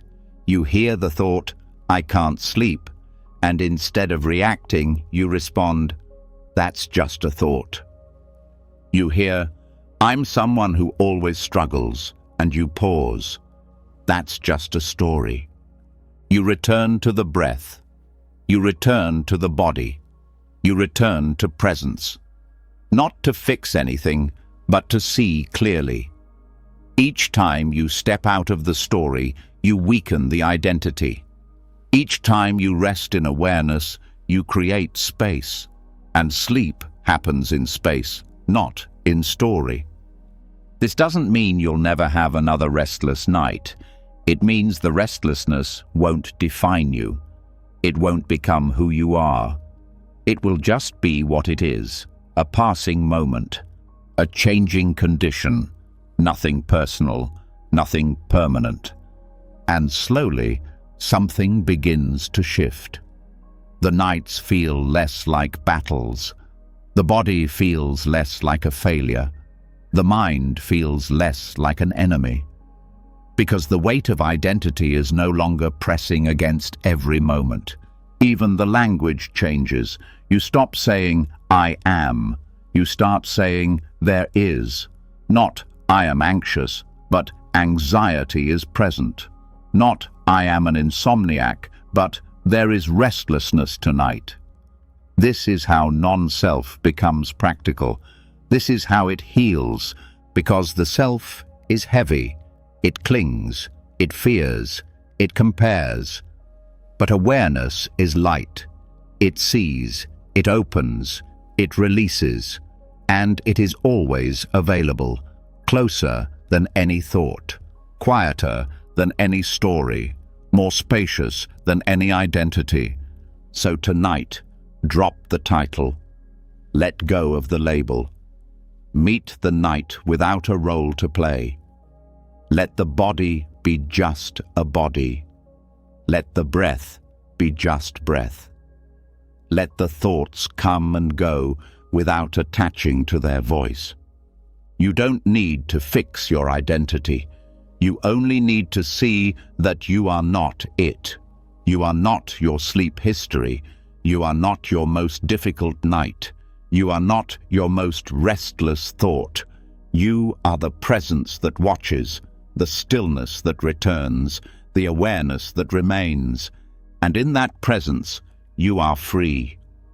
Free to rest, free to wake, free to let go of who you think you are. Because peace does not come to the insomniac. It comes to the one who no longer needs to be anyone at all.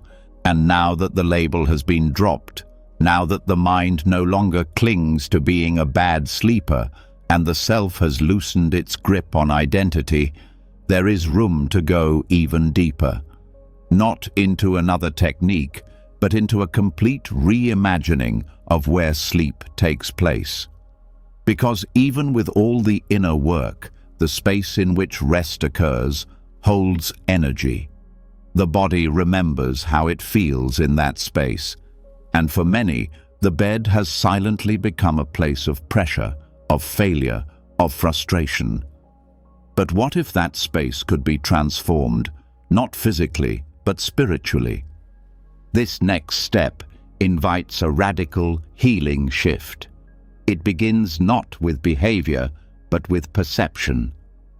With the way the mind views the bed, the pillow, the act of lying down.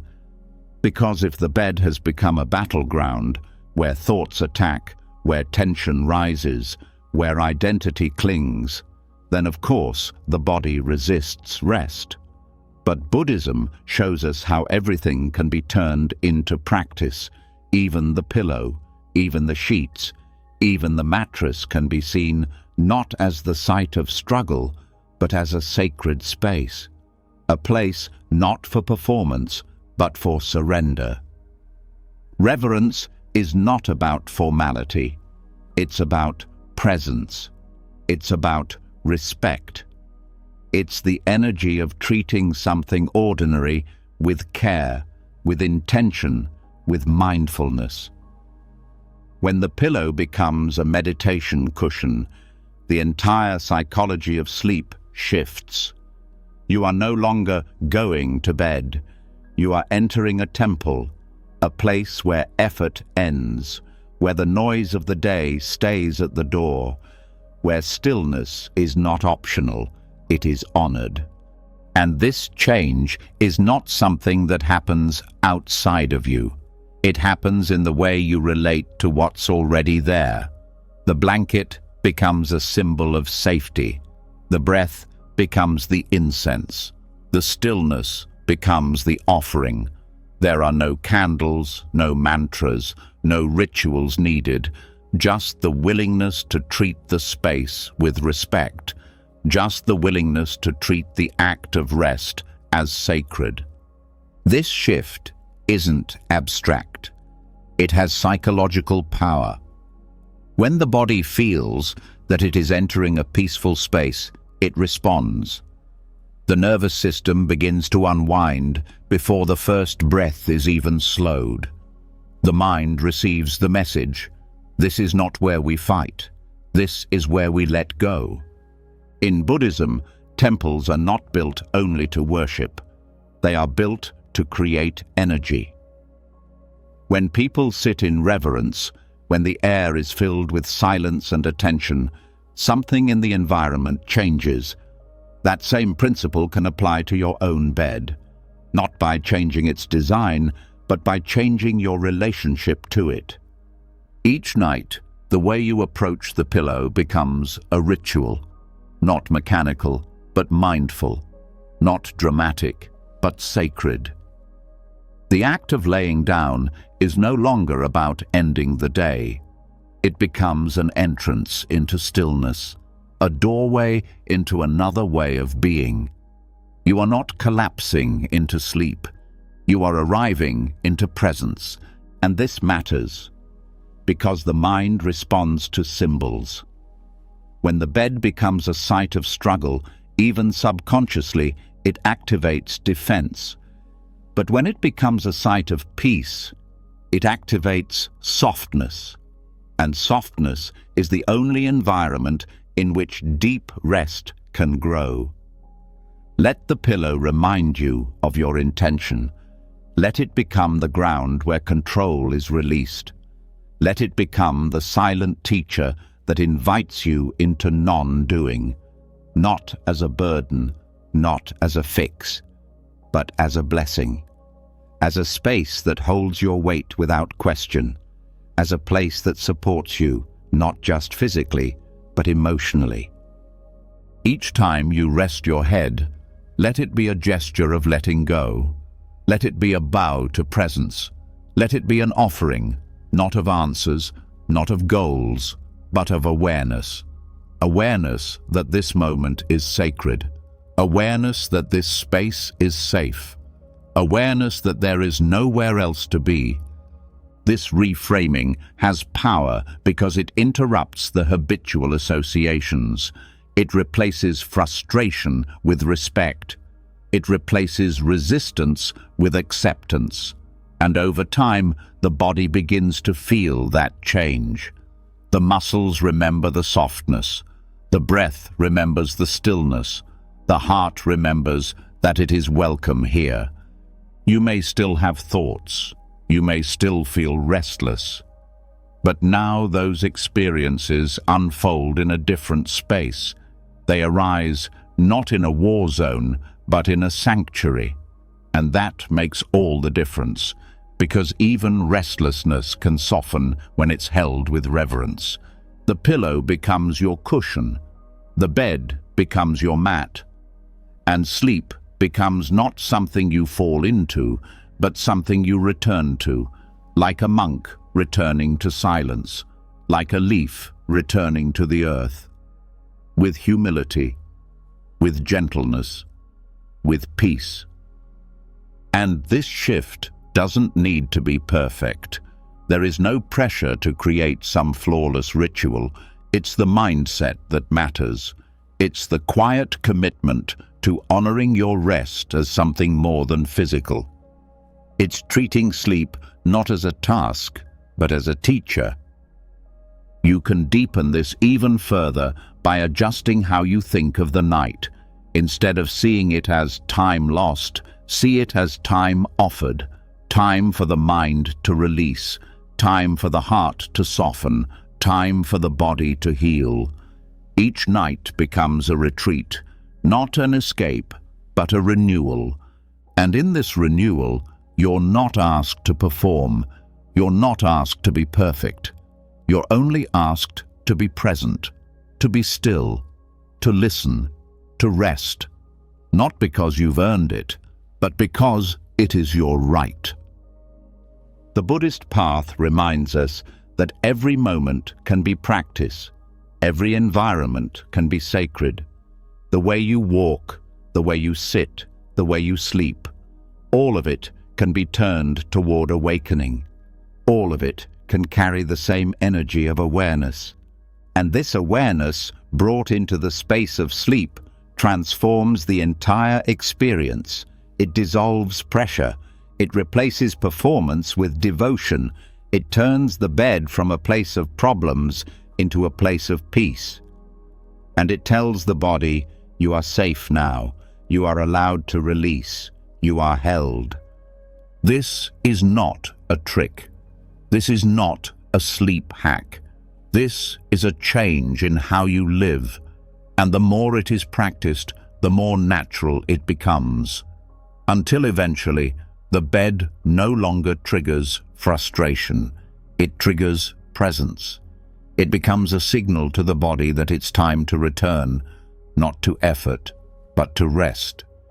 Let tonight be a beginning. Let the pillow be your cushion. Let the silence be your guide. Let the breath be your offering. Not to achieve anything, but to honor what's already here. The sacred space, the quiet presence, the peaceful return to yourself. This is how sleep becomes spiritual, not by adding anything, but by remembering what it already is. A return to stillness, a release into presence, a homecoming into peace. And once the bed becomes sacred again, once the pillow no longer carries the weight of frustration, but holds a soft, reverent invitation into stillness, something more honest begins to surface. Even with all the practices, all the awareness, all the releasing, there will still be nights that don't go the way the mind hopes. Nights when rest doesn't arrive easily, when the body stays alert, when the silence feels distant. And this, too, is part of the path. This next teaching arrives with deep compassion, because it's not about doing more. It's about letting go of the final illusion that blocks rest. The idea that every night must go perfectly, that sleep must follow a straight line, that progress must look like consistency, This hidden expectation builds quiet pressure, and that pressure becomes the very tension that disrupts rest. But Buddhism offers something gentler, something more true, the understanding that all things are impermanent, including sleep itself. When you begin to see sleep through the lens of impermanence, everything changes. A restless night is no longer a failure. It's just a moment, a wave in the larger ocean, a passing weather pattern in the vast sky of awareness. The breath still flows, the body still receives rest in stillness, and the mind, even when active, is still part of the practice. There is no punishment in the pauses, no shame in the struggle, only experience arising and fading, just like everything else. This is one of the deepest principles in Buddhist wisdom, that suffering grows when you resist what's here, and peace grows when you allow it to pass. Restless nights don't need to be fixed. They need to be met with presence, with acceptance, with the understanding that no single moment defines the whole. When sleep becomes a spiritual practice rather than a performance, the need for perfection disappears. The body is not a machine, it is a process, a constantly changing flow of sensations, energy, hormones, breath, emotion. Sleep reflects this impermanence. It ebbs and flows, it deepens and lightens. It follows rhythms that can't be forced into symmetry. The more the mind demands a perfect night, the more the nervous system tightens. But the moment you say, "This night is enough, even as it is," that tension begins to soften. And this isn't about giving up on rest. It's about releasing the pressure that sabotages it. When you stop needing the night to be perfect, you create the conditions for it to be peaceful. Because peace doesn't require things to go your way. It only requires non-resistance. It only requires the willingness to let each moment be what it is. This shift has emotional weight. Many people carry shame around their sleep, a sense that something is wrong with them if they can't rest fully every night. But Buddhism teaches that this kind of judgment is unnecessary, that the mind can hold itself with compassion, that even when things are not easy, they are still okay. A night of restlessness is not a setback. It's a teaching. It shows the mind its cravings. It reveals the edges of control. It brings into the light what still holds tension. These nights are not in the way. They are part of the way, and they hold just as much value as the peaceful ones. To meet these nights with kindness is the practice. To say, even though this feels difficult, I will not add judgment to it. To say, even without perfect rest, I can find quiet here. This is how spiritual maturity develops, not in ideal conditions, but in the willingness to meet what is real.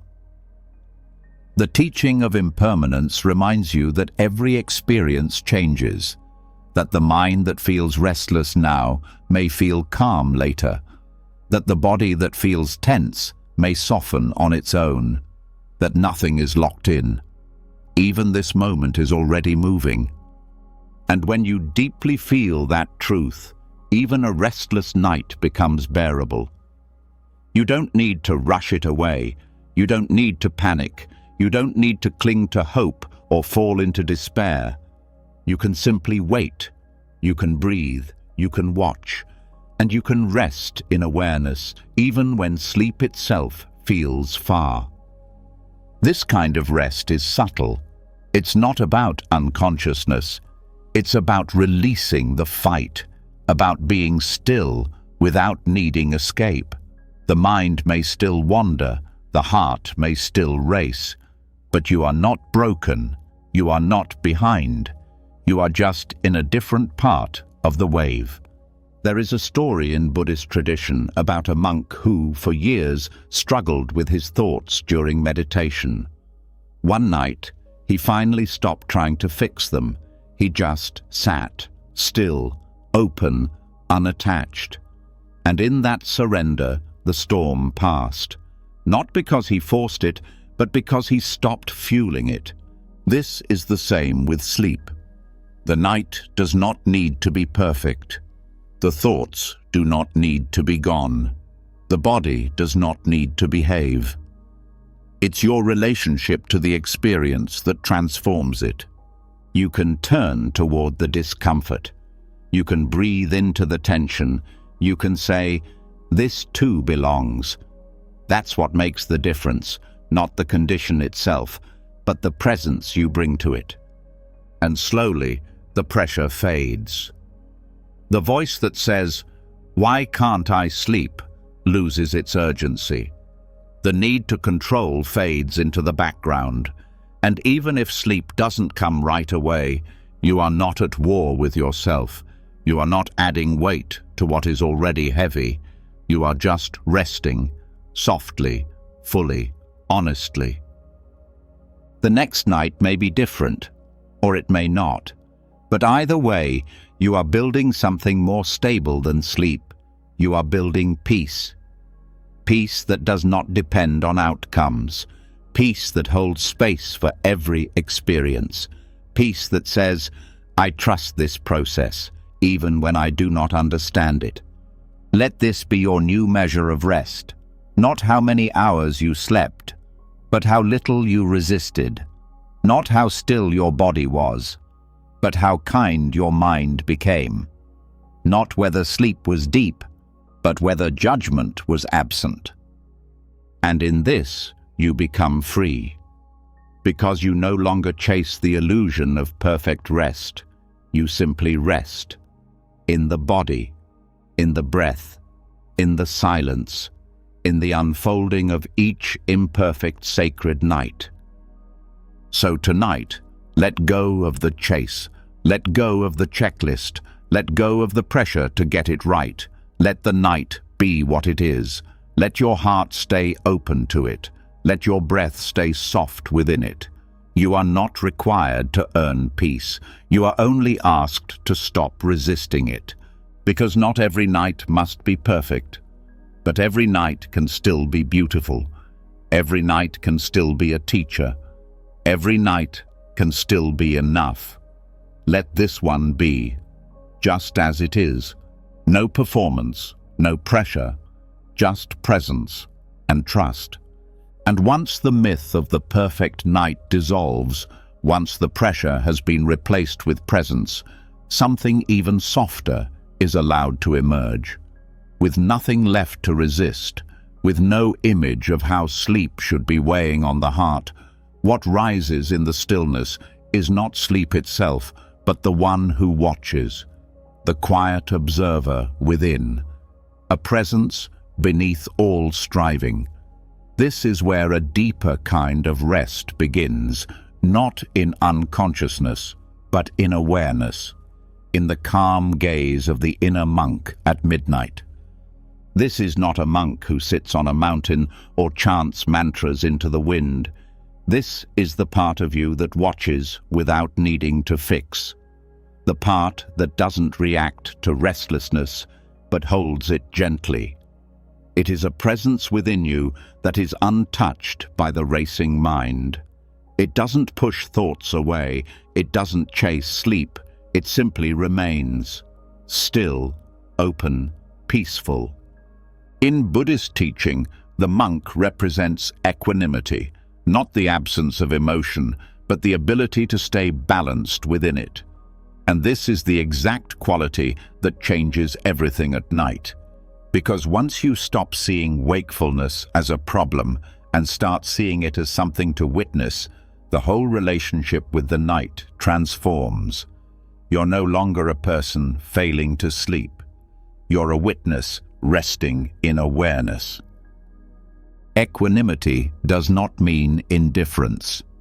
It does not mean that you don't care whether you sleep. It means you care enough to stay kind, even when rest doesn't come easily. It means you're not pulled into the stories about tomorrow's fatigue or yesterday's patterns. You stay here with what is. That's the monk energy, unshaken, not cold, but deeply calm. And this inner monk can be cultivated, not as a role to play, but as a quality to embody. It begins by noticing how quickly the mind jumps during wakefulness. It wants to calculate the hours left. It wants to check the time. It wants to replay mistakes or plan conversations or worry about the coming day. The inner monk hears those movements and simply breathes, observes, doesn't follow. This presence has no urgency. It has no resistance. It doesn't scold the mind for thinking. It just watches. This is what allows you to rest even while awake. Because true rest is not about silence. It's about non-engagement. The mind may be noisy, but the witness is still. That stillness is your temple in the middle of the night. To strengthen this presence, begin with breath awareness, not to control the breath, but to anchor the moment. Notice the inhale, the pause, the exhale. Let the breath be your seat. Let it remind you that even now you are supported. Even now, nothing urgent is happening. Even now, you can stay here. The inner monk does not label the night. It does not say good or bad. It does not say early or late. It simply notes what is present. Thought, tension, softness, movement. It doesn't attach meaning. It doesn't tell stories. It just sees. And in that seeing, the emotional charge begins to drop. The drama of the mind begins to fade. This doesn't mean thoughts stop. It means they lose their grip. You become like the monk watching a storm through the window. You see the clouds move, you hear the wind, but you don't step into it. You stay seated, calm, curious, present. This is a skill. It's not always easy, but it is always possible. And the more you practice, the more natural it becomes. Sleeplessness stops being a crisis. It becomes a space for presence. You're not just lying awake. You're cultivating stillness. You're training the heart to remain open even when things don't go as planned. And this training carries over into life. Because the way you meet the night becomes the way you meet the world. If you can stay soft in discomfort, if you can stay calm in uncertainty, you begin to live with the same grace you bring to the pillow. You become less reactive, less controlled by outcomes, more able to meet each moment with clarity and kindness. The inner monk is not a fantasy. It is a quality within you that's already there. You felt it in moments when the mind paused and everything felt simple. You felt it in the quiet before dawn, in the breath before speaking, in the moment after a deep exhale. That's the monk, waiting, patient, steady. And the night, especially when restless, is a chance to connect with that part. Not by force, not by trying to be spiritual, but by returning over and over to the breath, to the body, to the witnessing presence that says, this too is okay. You can practice by saying silently, let me just observe, not fix, not judge, just see. The thoughts come and go. The body shifts, the breath continues, and you remain, not as the thinker, not as the sleeper, but as the quiet center behind it all. And in this quiet, something beautiful happens. The grip of thought weakens. The fear of not sleeping fades. The tension that once took over begins to dissolve. Because the monk within you is not afraid of being awake. The monk knows that peace is available in this moment, not just in unconsciousness. This peace is deeper than rest. It is peace that does not depend on conditions, peace that is not threatened by thought, peace that watches the night unfold without resistance. Let yourself rest in that tonight, even if the body stays alert, even if the mind remains active. You can still be at peace. You can still breathe. You can still watch with kindness. That is the true sleep of the monk, not unconsciousness, but the letting go of inner conflict. Let this moment be enough. Let your breath be your seat. Let your attention soften. You are not failing. You are watching. You are not lost. You are witnessing. You are not broken. You are returning to the quiet space within that is untouched by noise, by fear, by time. This is the gift of the night. Not only rest, but realization. Not only sleep, but stillness.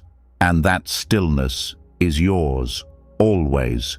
No matter how many thoughts arise, no matter how many hours pass, the monk remains, quiet, gentle, awake.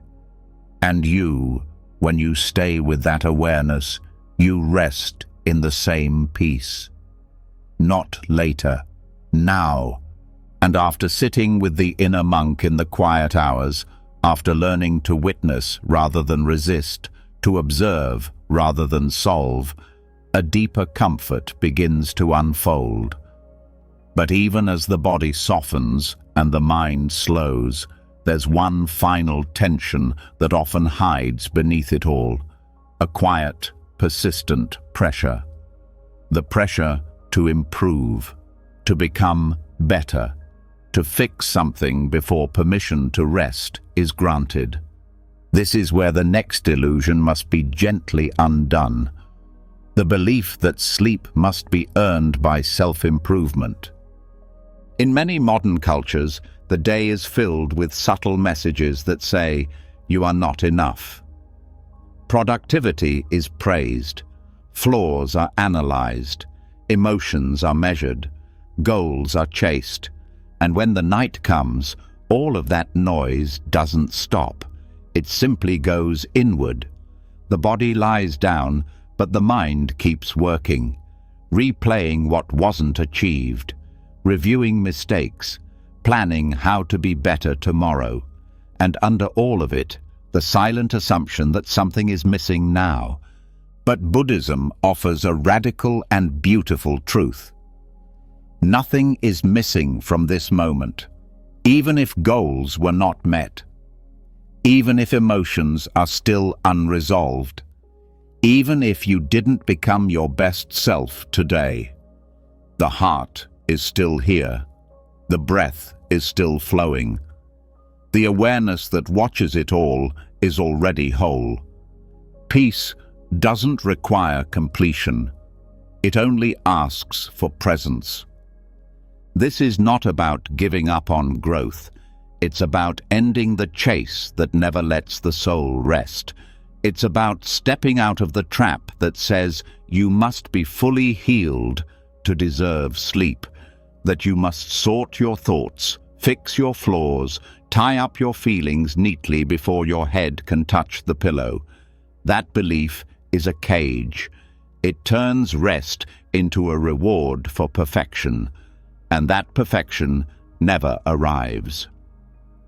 Buddhist practice points toward a different view, that each moment, no matter how messy or incomplete, is already sacred, that you don't have to resolve everything to rest deeply, that your worth is not measured by how many tasks you completed today, and that inner peace is not a destination reached through effort, it's a space revealed through letting go. This letting go is not laziness, it's wisdom. Because the part of you that always wants to fix, to upgrade, to improve, that part is never satisfied. It believes rest must be delayed until everything is right. But the mind never finds rest that way, because there is always something else to optimize, always something else to regret. So the practice becomes this: letting go of self-improvement long enough to fall asleep. Not forever, just for now, just for this night, just for these few hours when the mind doesn't need to be edited and the heart doesn't need to be repaired. Just the willingness to say, this is enough, I am enough. This moment does not need to be different. It starts by noticing the urge to fix. The thought that says, why did I say that today? Or, I should have handled that better. The plan that begins with, tomorrow I'll be more focused, more disciplined, more kind. These thoughts are familiar, but they are not urgent. They are habits, and like all habits, they lose power when met with awareness. You can say to the mind, thank you, but not now. You can say, we've done enough today. You can say, this isn't the time to edit who I am. These words are not affirmations, they are reminders that the deepest healing doesn't come from fixing. It comes from resting in what is already whole. And even when parts of the day still feel raw, even when feelings are unresolved, even when the to-do list echoes in your head, the body is still worthy of rest. The mind is still allowed to soften. The heart is still welcome to be held in stillness. This approach doesn't mean ignoring what matters. It means understanding what can wait. Growth is not stopped by sleep. It is supported by it. Real transformation happens not in constant correction, but in the quiet acceptance that arises when effort is paused. Let the breath remind you that life continues even without control. Let the body remind you that it knows how to release without being told. Let the awareness within you settle into the truth that no improvement is required for this moment to be complete. In Buddhist teaching, there is a concept called tathata, suchness. It means the way things are, not how they should be, not how we wish they were, just as they are. And resting in suchness is one of the highest forms of wisdom. It is the opposite of striving. It is the heart's quiet agreement with reality. So, when the mind says, I didn't do enough, you can say, maybe so, but I'm still allowed to rest. When it says, I didn't grow today, you can say, growth happens slowly, and this moment is part of it. When it says, I'm not there yet, you can say, there is no there, just this breath, just this now. These simple truths do not remove your goals. They remove the suffering that comes from thinking rest must wait. And as that pressure dissolves, something softer rises.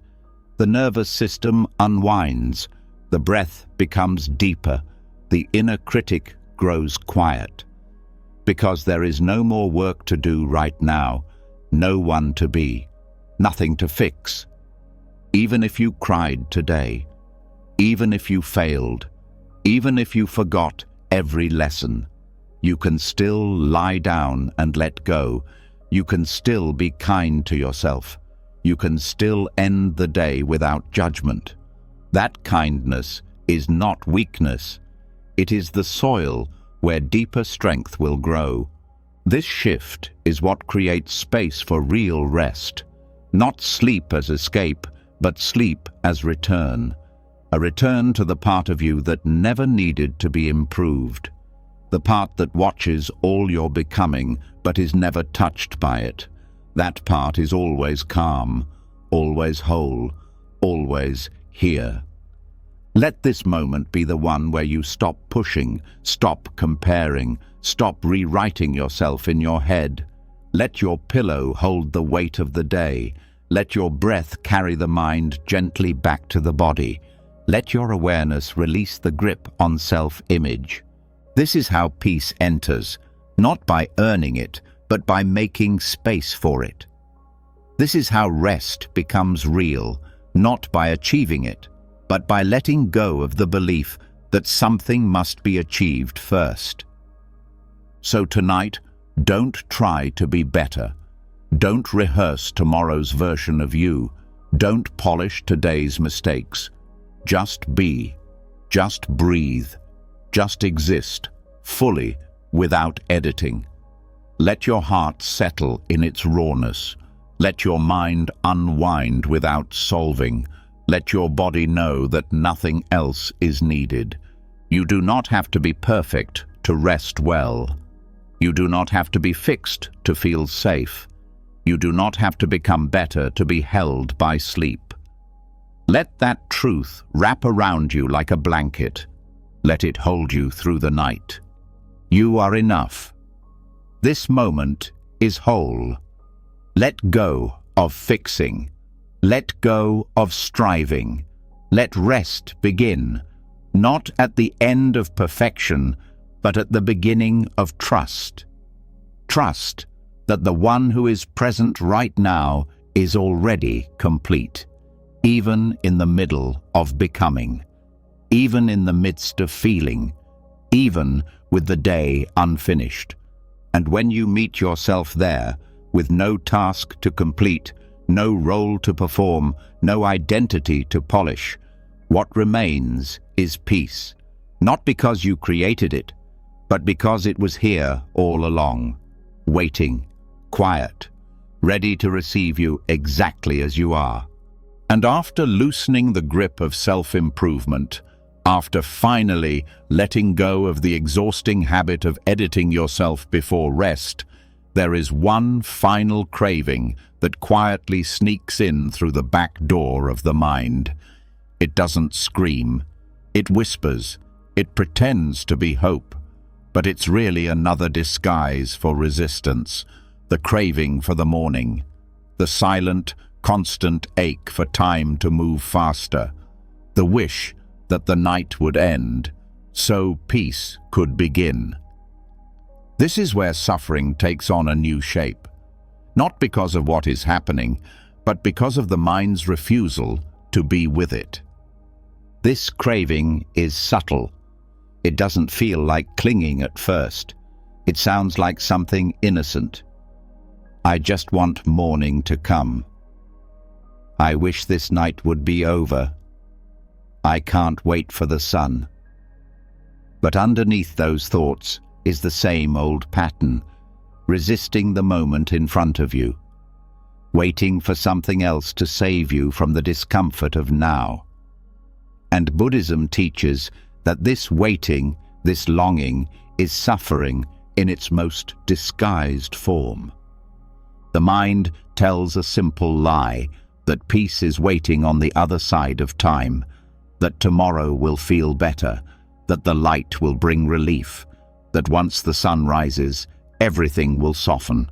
But that belief keeps you frozen in a state of quiet dissatisfaction, because it postpones your rest, it postpones your presence. It says, not this moment, the next one. And every time the mind leans toward the future, the body stays tense, because the nervous system responds not to what's true, but to what's believed. If you believe you must escape the night to feel calm, then you'll remain in resistance the entire time. You'll pace in your thoughts. You'll crave a clock to move faster. You'll live in a place that hasn't arrived yet. And in doing so, you'll miss the only place where peace is actually possible. This breath, this stillness, this now. The suffering of wanting morning to arrive is a form of time-based craving. It doesn't just want change, it wants change now. And every moment that change doesn't come, the suffering grows. It's like leaning forward in a chair for hours. Eventually, something in your body begins to ache. That ache is not from the chair, it's from the way you're sitting in it. Buddhism teaches that time is not the enemy, but attachment to time is.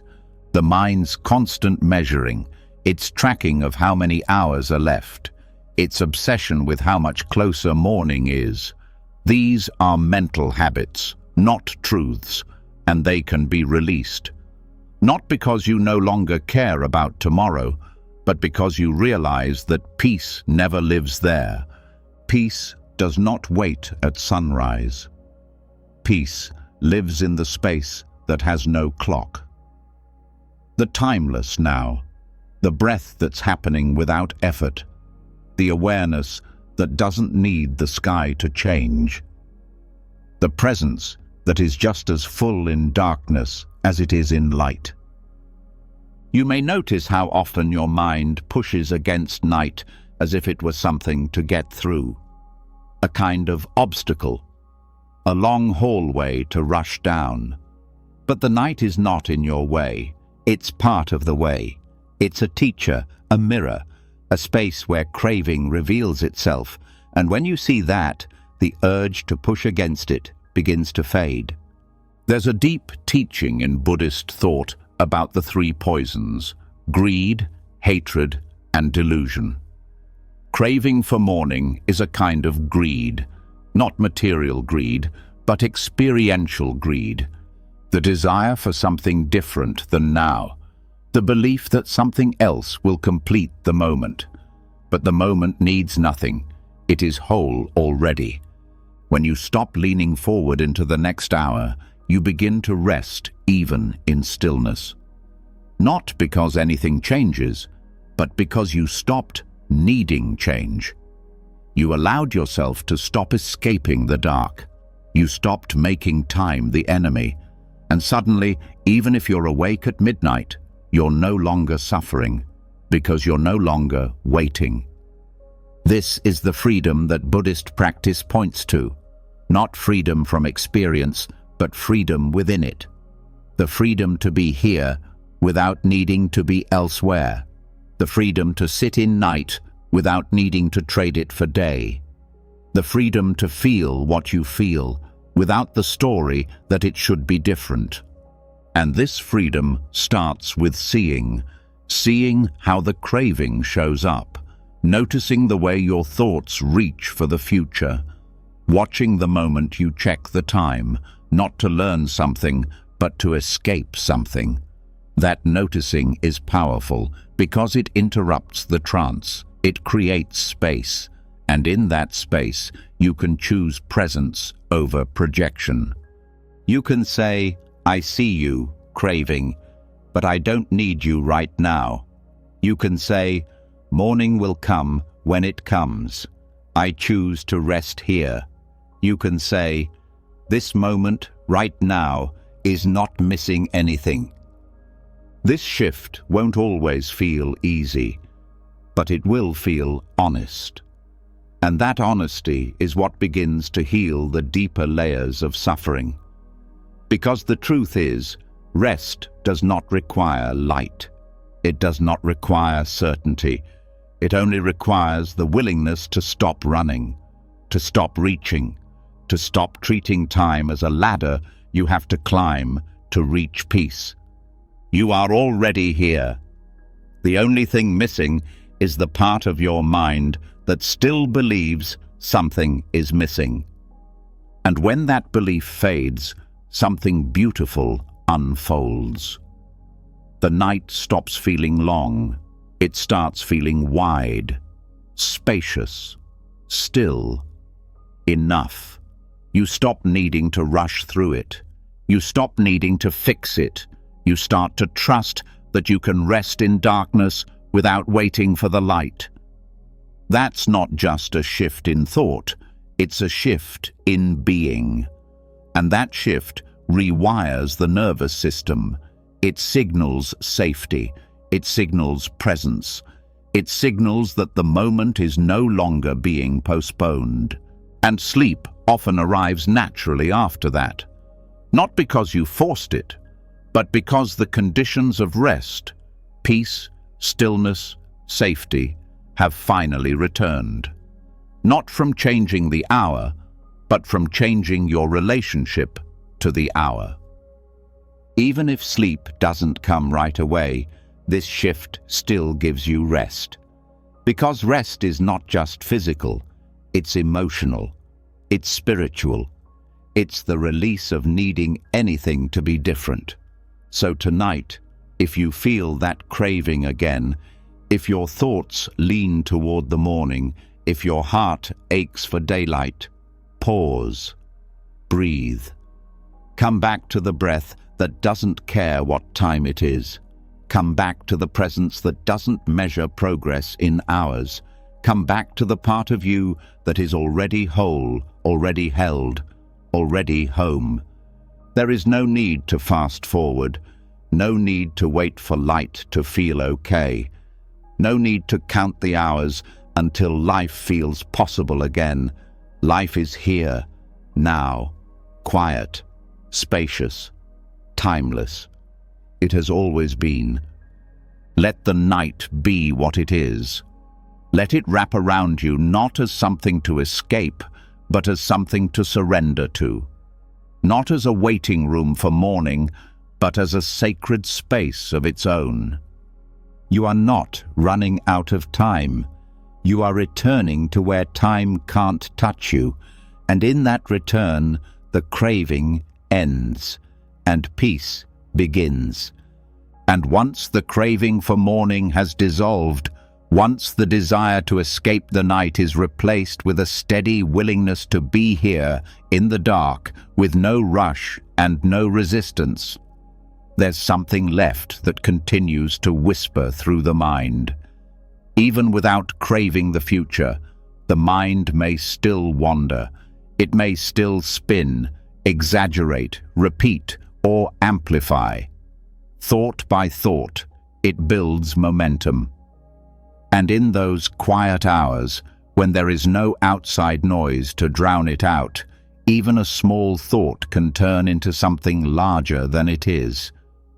This is where a new kind of presence must arise, not forceful, not heavy, but clear and awake. This is where sati becomes your ally. Sati, often translated as mindfulness, is more than paying attention.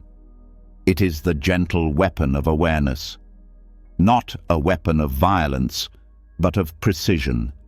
A soft, clean blade that slices through confusion without creating conflict. It doesn't attack the thoughts. It doesn't shame the mind. It doesn't force silence. It simply sees things as they are. And that clarity alone dissolves the illusions that cause the spiral. At bedtime, the mind has a habit of escalating. One thought leads to another. A memory becomes a narrative. A small worry turns into an entire imagined future. And the more this continues, the more removed the mind becomes from what is real. It becomes caught in its own echo. Sati does not try to stop this by shutting the mind down. It interrupts gently, with clarity. It places a lamp in the room and lets you see, without panic, that none of these thoughts are solid. None of them are as urgent or as large as they appear. Sati begins with simple noticing. You are lying in bed and a thought comes. Noticed. You feel tension in your chest. Noticed. You begin replaying a conversation from earlier. Noticed. Nothing needs to be analyzed or judged. The act of seeing it clearly is enough, because in that moment of clear seeing, the illusion loses its grip. The spiral of thoughts is only possible when they move unchecked. One leads to the next, and the next, until the original spark is forgotten. Mindfulness sees the spark early. It recognizes the moment when a thought begins to build. And instead of being pulled into the story, you remain rooted in awareness. Not cold or detached, but steady. You might say to yourself, "This is just a thought." And with that, the thought falls back into the stillness. Sati is soft but firm. It doesn't push the thoughts away. It holds them like a mirror. It shows the mind what it is doing without adding judgment. This is why it is called a gentle weapon. It removes the confusion without creating a fight. It removes the darkness by turning on the light. You can begin by anchoring awareness in the breath, not to control it, but to use it as a reference point. The inhale comes, the exhale follows. As thoughts arise, you do not argue, you return, again and again. Each return weakens the pull of the mind's momentum.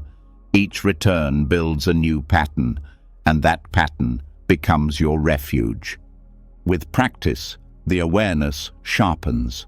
You begin to notice more subtle movements.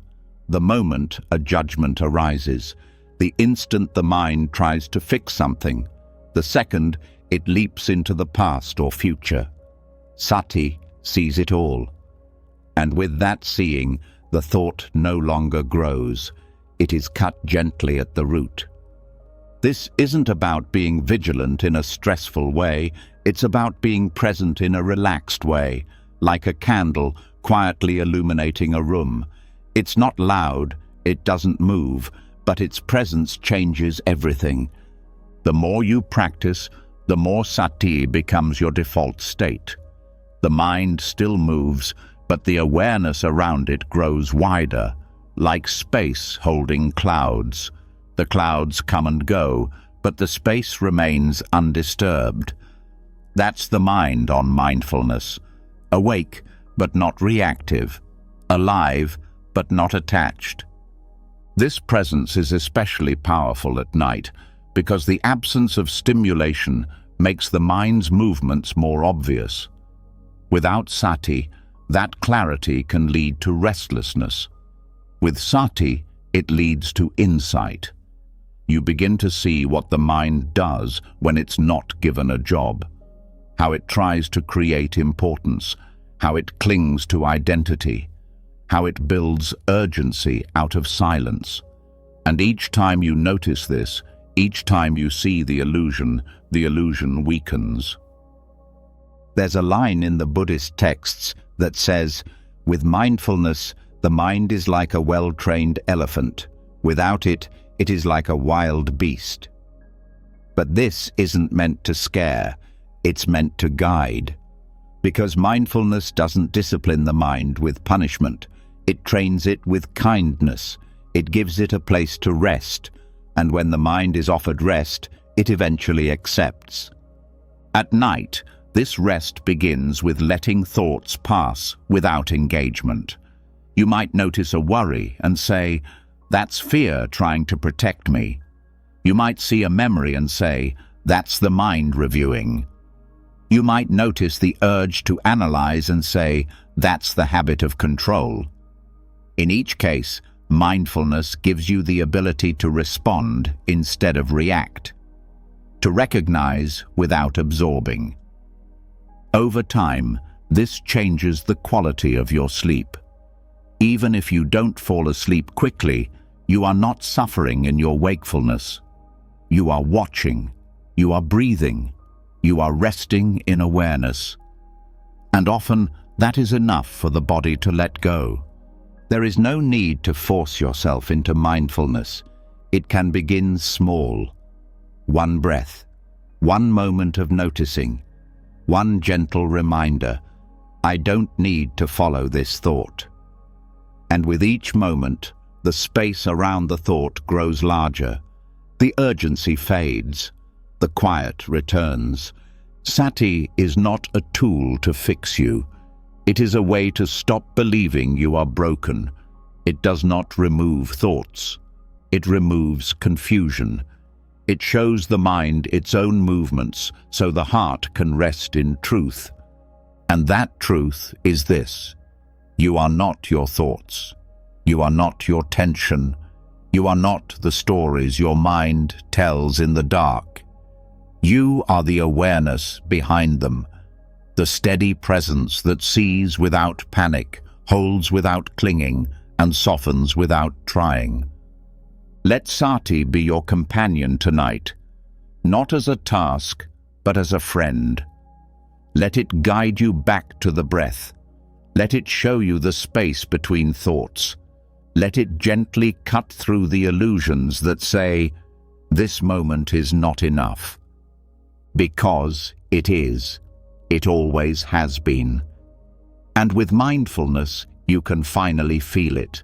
Right here, right now, in the silence, in the breath, in the awareness that never leaves. And now that mindfulness has gently sharpened your awareness, now that you can see thoughts without being pulled into them, rest in presence without trying to fix each moment, there comes a deeper opening, not toward more effort, but toward the very mystery at the center of it all. Because even after thoughts are observed, even after breath is followed, something still remains active, a subtle sense of self, trying to succeed at the practice, trying to achieve stillness, trying to finally fall asleep. This next step is not about doing anything more. It is about turning inward to face the quiet paradox at the center of experience itself. Who is trying to sleep? This is not a question to be answered. It's a question designed to pause the machinery of the mind. A Zen koan, a doorway through which logic cannot pass. A mirror so clean that the one looking into it disappears. The moment this question is asked honestly, everything slows. Not because you've figured something out, but because the one who was seeking is suddenly being observed. In Zen, the purpose of a koan is not intellectual. It is not a riddle or a puzzle to solve. It is a kind of spiritual dynamite. A question that collapses the structure of the thinking mind, leaving behind only awareness. And at night, when the mind is spinning, grasping, reaching for sleep like it's a goal to win, this question becomes the softest and most powerful interruption. Who is trying to sleep? The moment the question lands, something pauses. The mind, so eager to provide answers, stumbles because it cannot define the one asking. It tries to say, me, but then it sees that me is just another thought, just another image, just another echo of memory. And in that pause, in that stillness, the seeking begins to dissolve. This question isn't a trick. It's an invitation. To stop taking the self as a solid object. To stop assuming that the one who wants sleep is the one who controls it. Because the more the self identifies as the sleeper, the more it judges every moment that doesn't align with that role. Every minute awake becomes failure. Every restless turn becomes another mark against the imagined me. But the koan points deeper. Who is this me? Is it the body, the thoughts, the voice commenting on every sensation, the one remembering yesterday's struggles or planning tomorrow's schedule? Is it the silence that notices all of these? You begin to see that the self isn't one thing. It's a pattern of habits, a bundle of memories, a loop of preferences and fears, and none of it can be found as a solid center. When this is seen, something relaxes. Because if there is no fixed me that must succeed at sleeping, then there is no pressure to do it perfectly. There is just the breath, the moment, the space. Zen masters say that when the koan is held without trying to answer it, the mind eventually gives up. It exhausts itself, not in frustration, but in release. The seeking stops, the labels fall away, and what's left is the mystery, the stillness that was always underneath. This is where rest is found, not in solving, not in performing, but in letting go of the seeker, the one who was trying to get somewhere, the one who was trying to earn rest, the one who was always almost there but never quite arrived. That self was built on thought, and the koan gently shows that thought cannot grasp what's asking the question. When you lie in bed and ask, "Who is trying to sleep?" really ask it, not to answer, but to explore, the entire structure of effort begins to fall. Because sleep does not come to the one who tries. It comes when trying stops. It arises in the absence of effort, in the space where the doer dissolves. You may notice that when you truly hold the question, the body becomes quieter, not because you told it to, but because tension is held by the one who identifies. And when that identity fades, the tension has no anchor. It softens naturally. The question doesn't have to be repeated endlessly.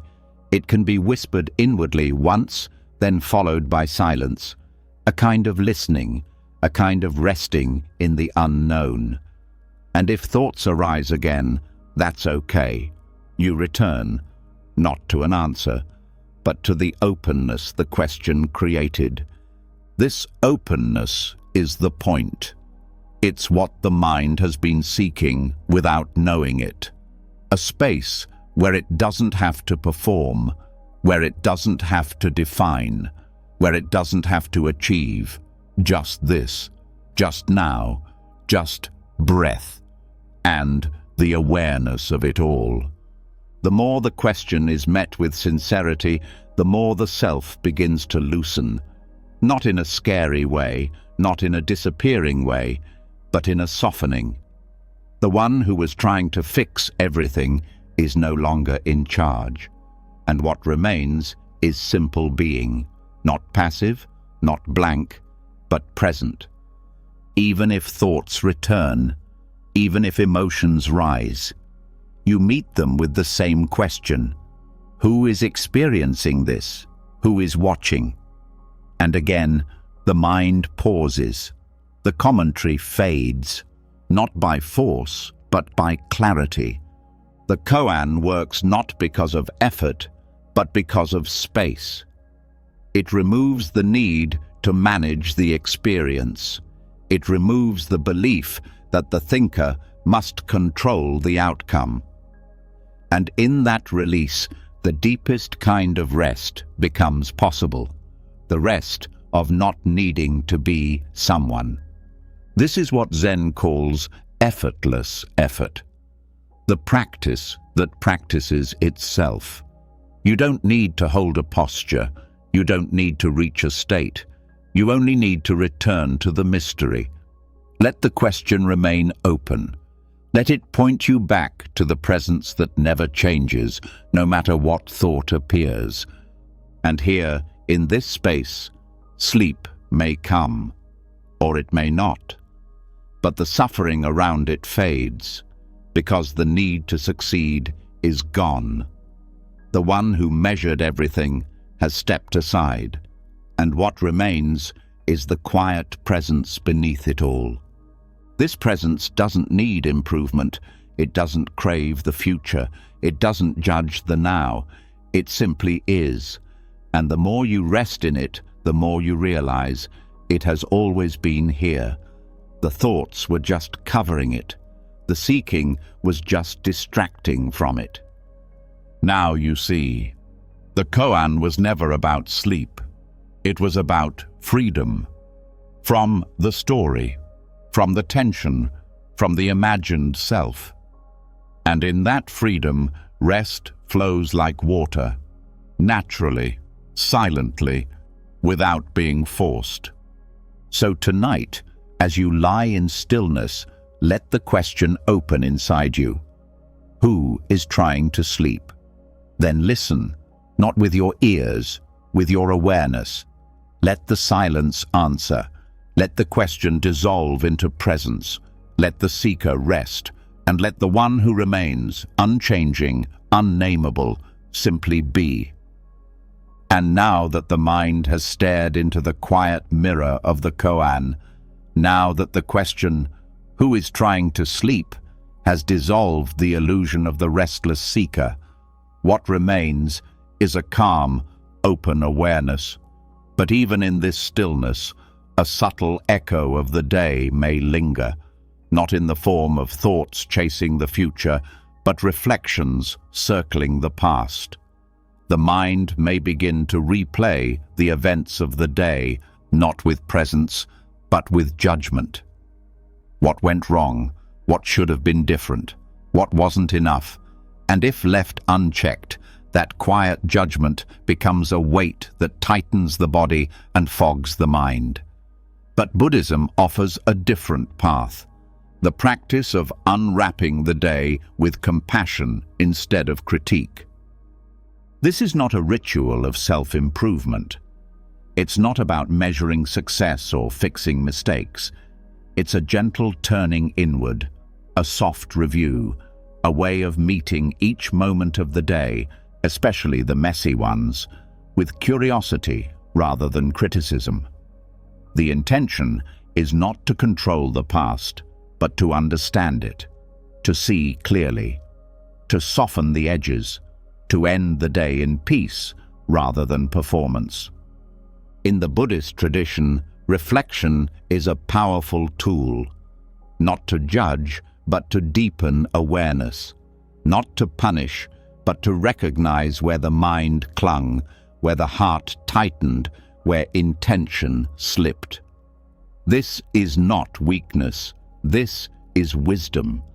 It is the humility to see clearly without turning clarity into condemnation. Begin this practice by resting the body. Let yourself lie down or sit comfortably. Let the breath become steady and quiet. Then gently invite the day back, not all at once, but moment by moment. Start with the morning. Ask yourself softly, where was I present? Where did I rush? Where did I speak with care? Where did I react without pause? Notice what arises, but do not grip it. Let it pass like scenery from a moving train. If something painful comes up, meet it with kindness. Say silently, that was hard, I see it. If something joyful arises, let yourself feel it fully, not to cling, but to acknowledge. Say, that was beautiful, I remember. The point is not to label good or bad. The point is to witness without adding weight. This witnessing is the key, because most rumination is not caused by the events themselves, but by the mind's interpretation, the way it loops, the way it punishes, the way it declares what should have been. But when you simply see the moment without adding a story, the tension begins to release. The guilt begins to dissolve. The day becomes just what it was, a collection of impermanent experiences, each one a teacher. The more you practice this gentle review, the more your relationship to the past changes.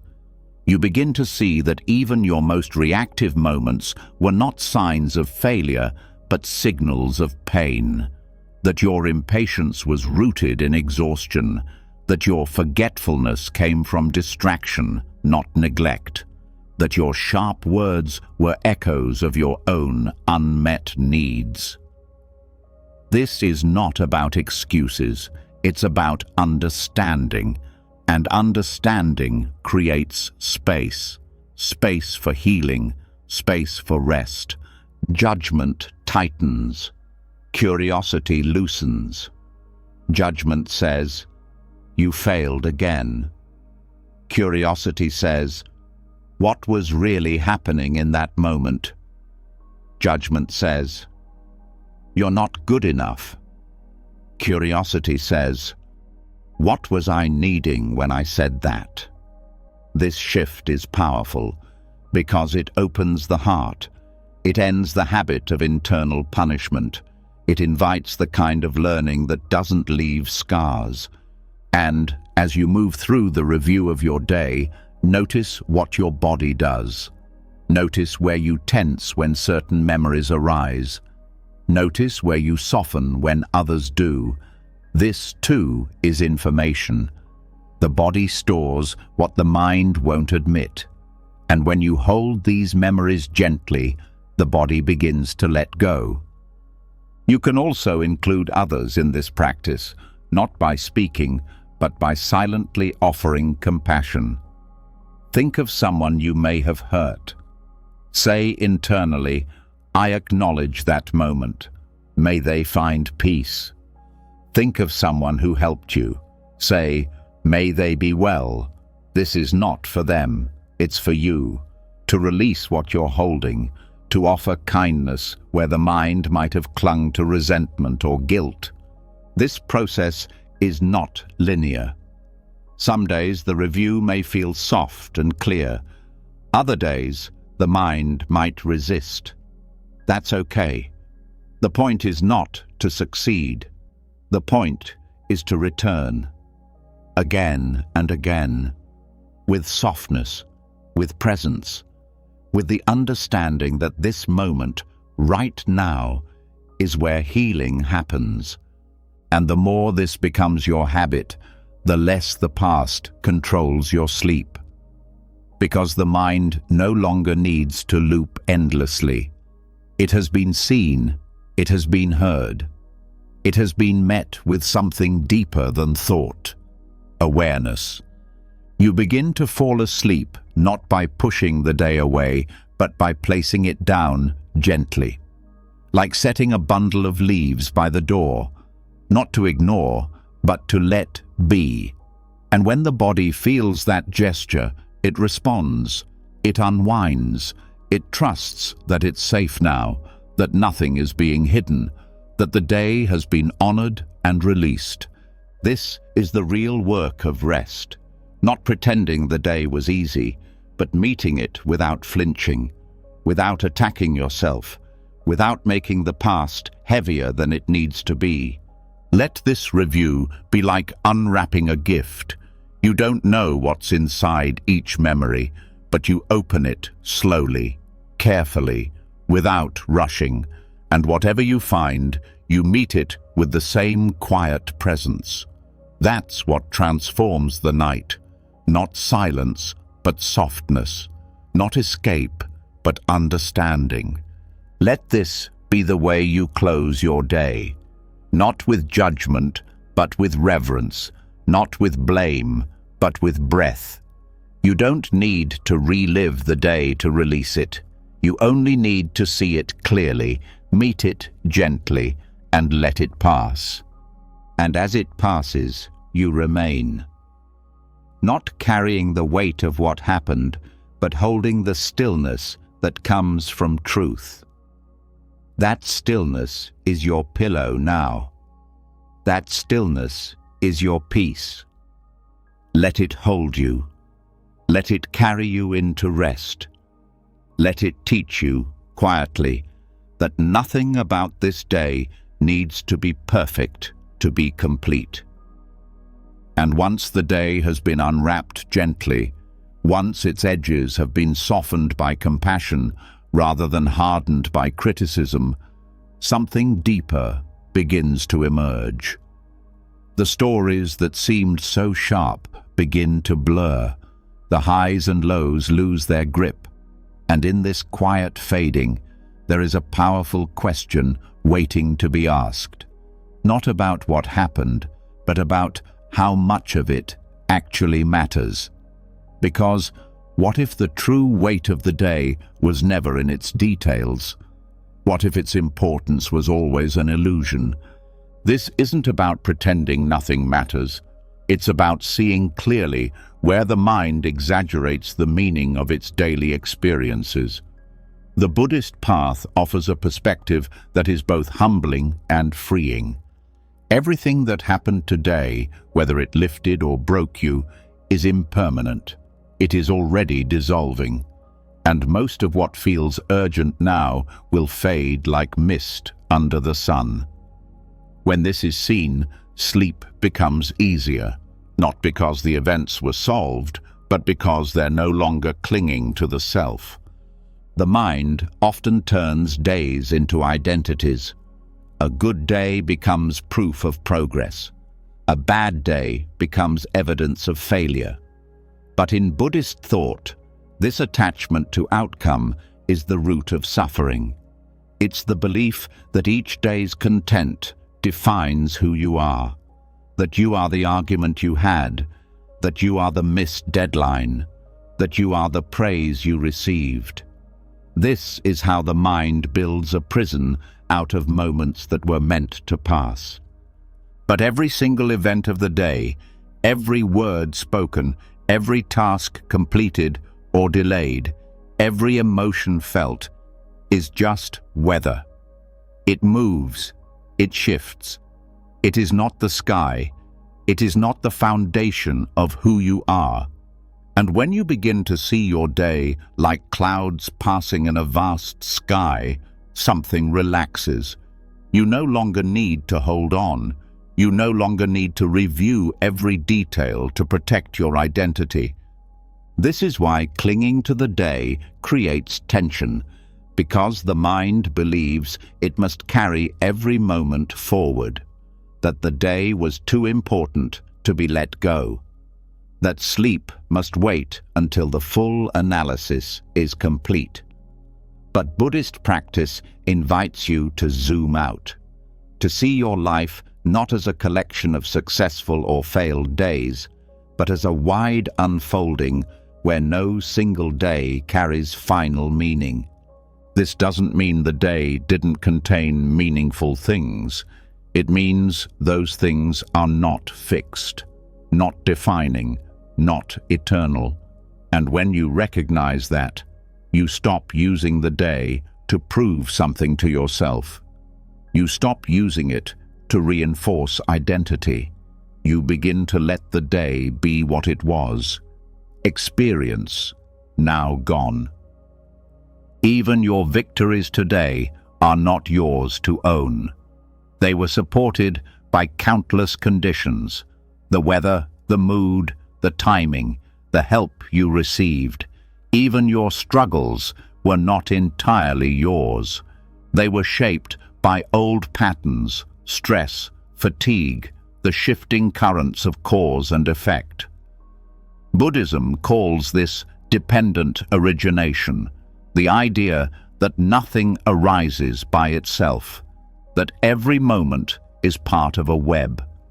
When you see this, the need to take everything personally begins to disappear.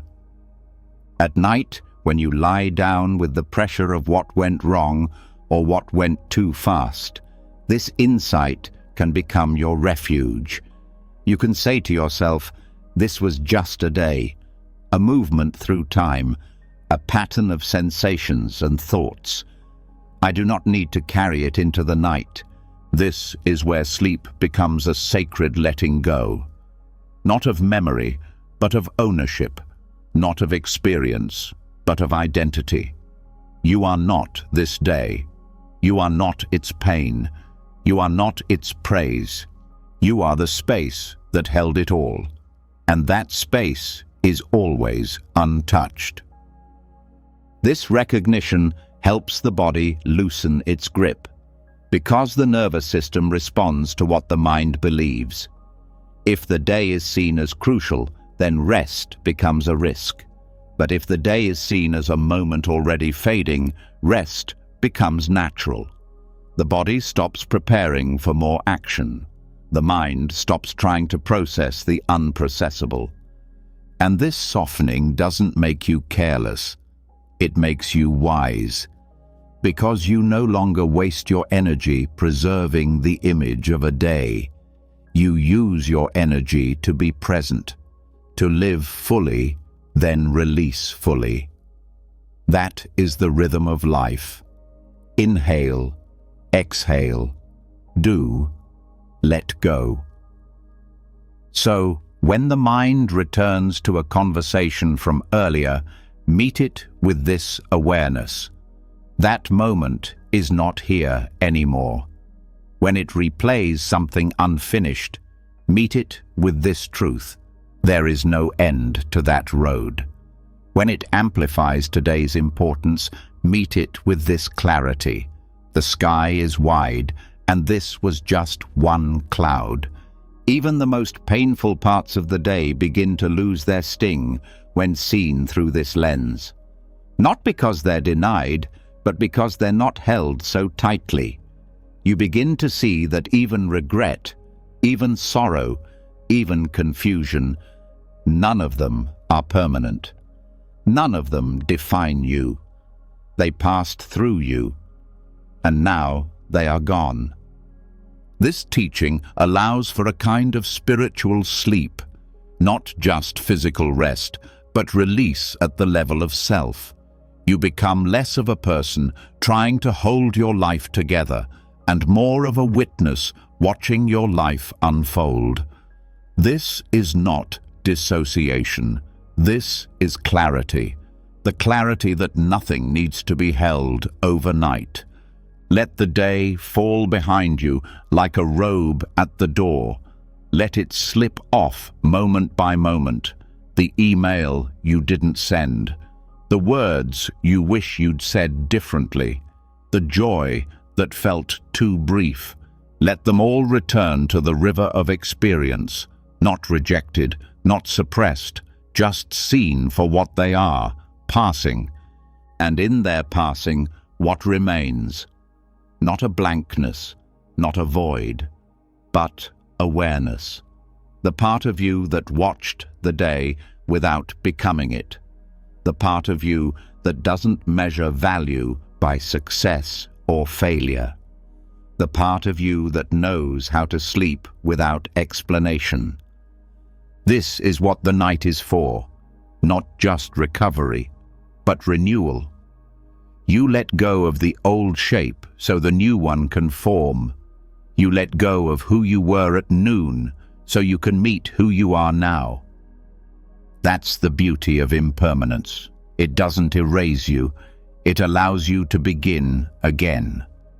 Let this moment be that beginning. Let the breath mark the shift. Let the body feel the release. You are not in control of the next day.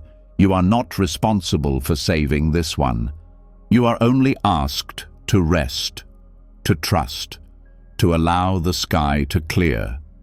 Because the illusion of the day's importance is heavy. It keeps you in the past, but the truth is light. It reminds you that nothing about today needs to be carried forward unless it teaches peace. Let this be your compass. What brought peace, you can remember. What created tension, you can release. What you learned, you can carry lightly. What you regret, you can meet with compassion. But the need to define yourself by a single day, let that dissolve. The sky has never asked the cloud to stay, and your soul has never asked your mind to keep score. Let everything that no longer needs to be held fall away. Let the night be free of stories. Let your breath be your permission to let go. This is not a conclusion. This is a return to the self that is never shaken by a single moment, to the stillness that does not count the hours, to the awareness that watches days rise and fall without confusion. You are not this day. You never were. You are what remains when the day is done. And that is enough. And now that the weight of the day has been released, now that the stories have been softened, the identity has loosened, and the urgency to define yourself through your waking hours has dissolved, there is one final invitation left: to stop reaching, to stop analyzing, to stop even guiding. Because at the deepest level, rest does not begin in the mind, it begins in the body. And there's something you may have forgotten: the body already knows how to rest. Long before thoughts began to swirl, long before routines and beliefs were built around the struggle of sleep, your body was already tuned to rhythms much older than your thoughts. Breathing, slowing, letting go. These are not techniques to learn. They are instincts. They are memory stored in the cells, in the nervous system, in the quiet intelligence that guides your entire physical being from birth. The issue is never whether the body knows how to rest. It's whether the mind trusts it to do so. When sleep feels hard, the overthinking mind rushes in to manage it. It tries to solve rest like it's a puzzle. It searches for perfect timing, posture, rituals, techniques. It watches the body, measures it, judges it. But this effort becomes tension. This watching becomes interference. Rest is not created by thinking about rest. It's allowed by stepping back and remembering what the body already knows. In Buddhist thought, there is a gentle wisdom in trusting what is natural. The teaching is not to force awakening, but to remove the obstacles that block it. In the same way, your body doesn't need to be taught how to release. It needs permission. It needs the mind to stop interrupting. It needs the space to do what it's always known how to do: return. Start here, with breath, not controlling it, not counting it, just noticing. Is it short or deep, tight or soft? However it is already trying to care for you. It is already adjusting. The breath is not neutral. It is intelligent. Each inhale and exhale is part of an ancient pattern designed to shift you from alertness into stillness, from effort into ease. This isn't a technique. It's a returning to the body's own rhythm. The nervous system has two states, one for action, one for rest. The body does not need thought to move between them, but thought can interfere. The state of rest, known as parasympathetic activation, is not achieved by thinking your way there. It's allowed when the overthinking stops trying to control what it doesn't need to manage. Let the body show you how to rest. Watch how, when you lie still, the heart begins to slow, the muscles begin to soften, the temperature begins to adjust. There is no command issued. There is no strategy. The body recognizes the signal and begins to shift. The challenge is not teaching the body, but getting out of its way. You can support this process by offering trust rather than fear, by saying inwardly, "You know what to do," by softening the voice that wants to interfere. That voice is not the enemy. It is afraid. It is trying to help. But it is like someone talking loudly in a library. It disrupts the very silence it is trying to protect. You don't have to silence the mind. Just let it tire itself out. Let the body's deeper knowing lead. There is also a hidden belief in many people that rest must be earned, that sleep is a reward. But the body does not believe that. It knows rest is required. It knows it is the foundation of clarity, health, and peace. When you align with this truth, rest becomes simpler. You don't have to achieve anything before lying down. You don't have to prove you are worthy. You are a human body. That is enough. One of the most healing shifts comes when you stop approaching rest as a task, when you stop trying to manage every part of it, when you stop thinking of the body as a stubborn machine and start seeing it as a living intelligence, an ancient forest, a flowing river, something with its own timing, its own rhythm, its own way. And this rhythm is patient. It doesn't need to be hurried. It doesn't need to be perfect. If you've been struggling with sleep, that rhythm has not abandoned you. It's been waiting underneath the tension, waiting for the mind to let go, waiting for the breath to deepen, waiting for you to remember that you are not separate from nature. You can bring attention to places in the body where tension still hides, not to fix them, but to say, you are safe now. The shoulders, the belly, the jaw, these places often hold stress long after the moment has passed. Let the body know that the moment has passed, that rest is not a risk, that it's okay now to release. This kind of trust in the body changes everything, because it shifts the burden off of the mind. The mind does not need to be in charge of everything. It does not need to watch over sleep like a security guard. It can step down. It can rest too, because the body, soft, grounded, quiet, has it covered. And as you rest in that knowing, the relationship between thought and body begins to change. The mind starts to follow the body's rhythm instead of resisting it. It stops judging the process and starts listening to it. This listening is the beginning of healing, not just for sleep, but for everything.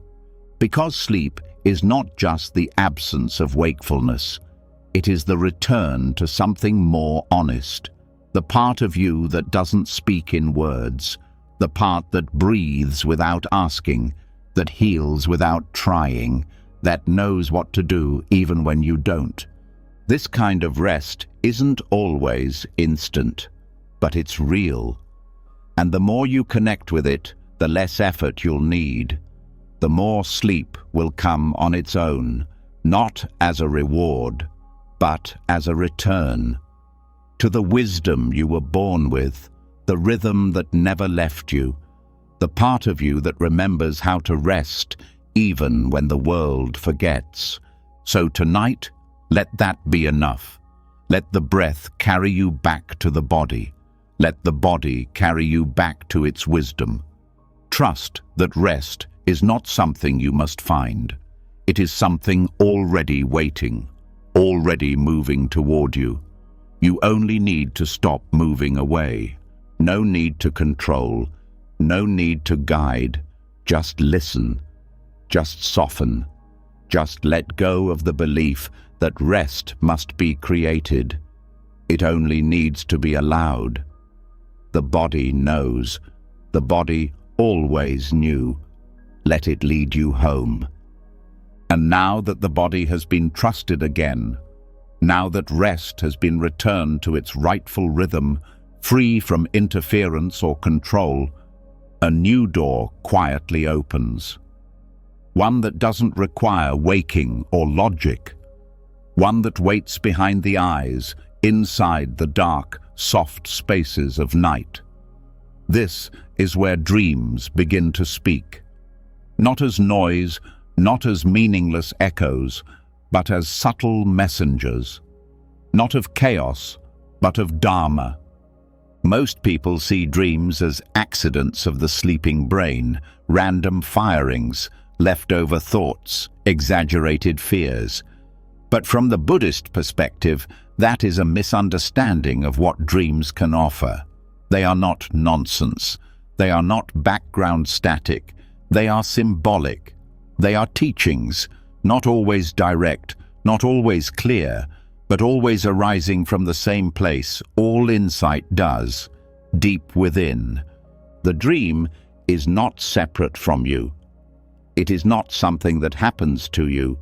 It is you. It is your own mind communicating in symbols instead of sentences. And when it's met with curiosity instead of dismissal, it begins to reveal its meaning. Not like a textbook, but like a mirror. In Buddhist tradition, dreams are often seen as messengers from the subconscious, or more accurately, from the mind below the surface of ordinary awareness. When the conscious mind rests, the deeper layers begin to rise. What's unresolved, what's repressed, what's ignored, it all begins to reshape itself into images, stories, feelings, not to confuse you, but to show you something. This showing isn't always comfortable. A dream might present fear, or loss, or confusion, but it's not punishment. It's reflection. It is the mind's attempt to integrate what's been fragmented, to speak truth in a language that escapes the control of the ego. Because when you're asleep, you're no longer editing, you're no longer performing, you're no longer pushing, and so the messages come through. One of the most important shifts is to stop labeling dreams as just dreams. That phrase becomes a wall. It shuts down inquiry. It says, this is not useful. But what if every dream, even the strange ones, even the uncomfortable ones, carried insight? This doesn't mean turning dreams into prophecies. It means turning toward them with a new kind of listening. Asking, what is this dream showing me about how I feel? What is it showing me about what I avoid? What is it reflecting about my relationships, my beliefs, my fears, my hopes? When you view dreams through the lens of Dharma, they become like nighttime koans, paradoxical, symbolic, sometimes confusing, yet powerful. They do not speak in facts, they speak in metaphors, and that's what makes them effective. They bypass logic, they bypass the surface, they go straight to the heart of what the mind is really processing. In many Buddhist traditions, practitioners are encouraged to pay attention to dreams, not because dreams are more important than waking life, but because they are made of the same mind. What appears in a dream is not less real, it's differently real. It's an expression of the same mental formations that shape your waking perception. Only now, you're seeing them stripped of disguise.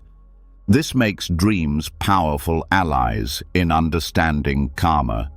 Not karma as punishment, but karma as cause and effect. What you carry during the day, the emotions you suppress, the beliefs you carry, these become the seeds that bloom in your sleep. And if you pay attention, those dreams can show you what's still holding on beneath the surface. For example, if anger appears in a dream, the goal isn't to reject it. The question becomes, where is this anger still alive in me? If a fear shows up, you don't need to run from it. You ask, what in my life am I still bracing against? If a peaceful moment arises, let it remind you that joy is still accessible, even when the mind is quiet.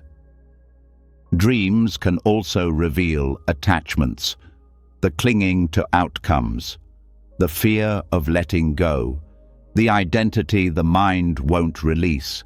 All of it is present, just dressed in imagery instead of language. And when you greet those images with Buddhist presence, non-judgmental awareness, curiosity, compassion, you begin to learn not just about the dream, but about yourself. This isn't about becoming obsessed with interpretation. It's about allowing dreams to be part of your practice, noticing their themes, seeing their patterns, trusting that what rises in sleep is not random. It's relevant. It may not always be clear, but it always carries something for you, and sometimes dreams offer direct insight. You may find yourself experiencing compassion in a dream in a way that feels more real than waking life. You may cry in a dream and wake up feeling released. You may face something you've been avoiding and wake up with more courage. These are not fantasies. These are teachings, your own mind becoming your teacher. The Buddha himself taught that all things are mind-made, that our experience, waking or dreaming, is shaped by perception, that nothing is outside awareness. This means that the wisdom you're looking for is not somewhere else. It's already speaking, even while you sleep. You don't need to remember every dream. You don't need to record everything. You simply need to shift your relationship with what appears, not dismissing it, not clinging to it, just noticing, with presence, with openness, with the willingness to ask softly, "What are you trying to show me?" This kind of dream awareness deepens your connection to your own inner world. It makes the night part of your spiritual path. It turns rest into more than recovery. It turns it into reflection. You begin to trust that sleep is not a break from awareness, but an extension of it. And even when the dreams are unclear, even when they seem fragmented or strange, they still offer practice, because they remind you of impermanence. One moment flows into another. The story shifts. The setting dissolves. Just like waking life, the dream shows you how nothing holds, nothing stays. And this insight, repeated night after night, becomes part of your wisdom. Let tonight be a soft return to this truth, that the night is not blank, it's full, that your dreams are not mistakes, they're messengers, that you don't need to force understanding, you just need to be present. And in that presence, the teachings will come, not always clearly, not always comfortably, but always from within, always shaped by what's most true. Because the mind, when left alone to speak, speaks honestly. So rest tonight, knowing that your dreams are not distractions. They are reflections. Trust them. Learn from them. Let them show you what your daytime eyes could not see. They are not random. They are not wrong. They are just another voice in the silence, another mirror in the dark, another step in the path. Listen and learn, even here, even now, even in sleep. And once you've opened your awareness to the subtle wisdom hidden in dreams, once you've begun to see your subconscious not as chaotic, but as deeply instructive, a deeper stillness gently calls to you. Not another technique, not another mental strategy, but a soft invitation to step even closer toward quietness. This next practice is a simple, powerful return, a return to silence itself. It's not silence as emptiness, but silence as sanctuary. This is the noble silence before sleep, the intentional reduction of external stimulation that signals to your body and mind that the day has ended and rest can finally begin. In Buddhist traditions, noble silence is not merely the absence of speech or noise. It is a deliberate and respectful space created to support clarity, insight, and rest. Often practiced during retreats, noble silence is an intentional act of compassion toward oneself and others, offering a reprieve from the constant noise and busyness of daily life. But you don't need a retreat to experience its benefits. Each evening, as you approach sleep, you have the opportunity to enter your own sacred space of silence, a gentle yet profound preparation for rest. The world today is rarely quiet. Technology has connected every waking moment to stimulation, distraction, and information overload. From phones to screens, from conversations to background noise, the modern mind is almost always engaged in external input. And while this connectivity brings benefits, it also has consequences. The nervous system, designed for periods of rest and integration, finds fewer opportunities to settle into its natural rhythms. This constant stimulation creates subtle stress, making effortless rest difficult and deep sleep elusive. But when you cultivate noble silence before bedtime, you're offering your mind and body exactly what they've been craving: a clear, open space to relax. The practice involves gently reducing external stimulation, not just speech, but also screens, entertainment, social media, and even unnecessary reading or conversations. It's a conscious choice to let go of input, creating a boundary between the day's activities and the sanctuary of sleep.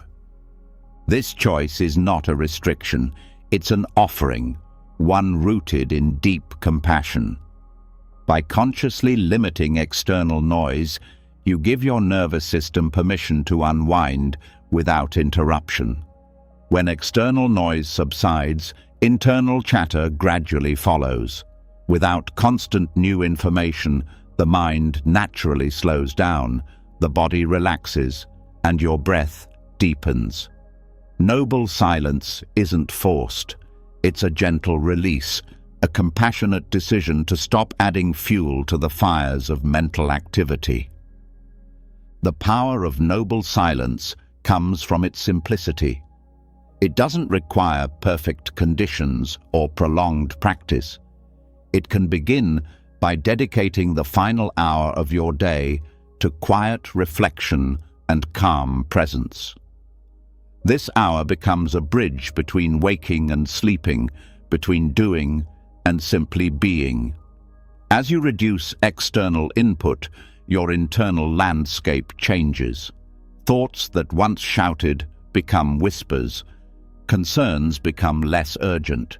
Even the body, sensing this shift, naturally follows, releasing accumulated tension from the day's demands. Practicing noble silence involves more than turning off noise. It also invites a change in attitude. It means releasing the compulsion to fill every moment with entertainment or distraction. It means recognizing the discomfort that sometimes arises in stillness, without rushing to escape it. Because, paradoxically, this discomfort signals the very tensions noble silence helps you heal. At first, noble silence might feel unfamiliar. The mind may resist, craving stimulation or looking for something to occupy itself. But beneath this resistance is an opportunity to observe your habits and impulses. You may notice how often the mind reaches for distraction when it feels uneasy or bored. You might see clearly the subtle fears or anxieties that arise when stimulation is removed.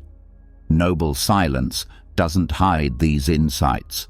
It gently reveals them, and in that revealing, you have the opportunity for healing. This practice allows you to witness directly how the mind's craving for stimulation often masks deeper emotional needs for connection, security, or peace. When distractions fade, the underlying truth emerges. You might find unexpressed worries, unresolved emotions, or even hidden exhaustion. By allowing these experiences to surface gently, without judgment, noble silence transforms them from sources of tension into pathways for release. Over time, the body and mind begin to associate noble silence with relief and renewal. It becomes a comforting ritual, signaling that it's safe now, safe to let go, safe to soften.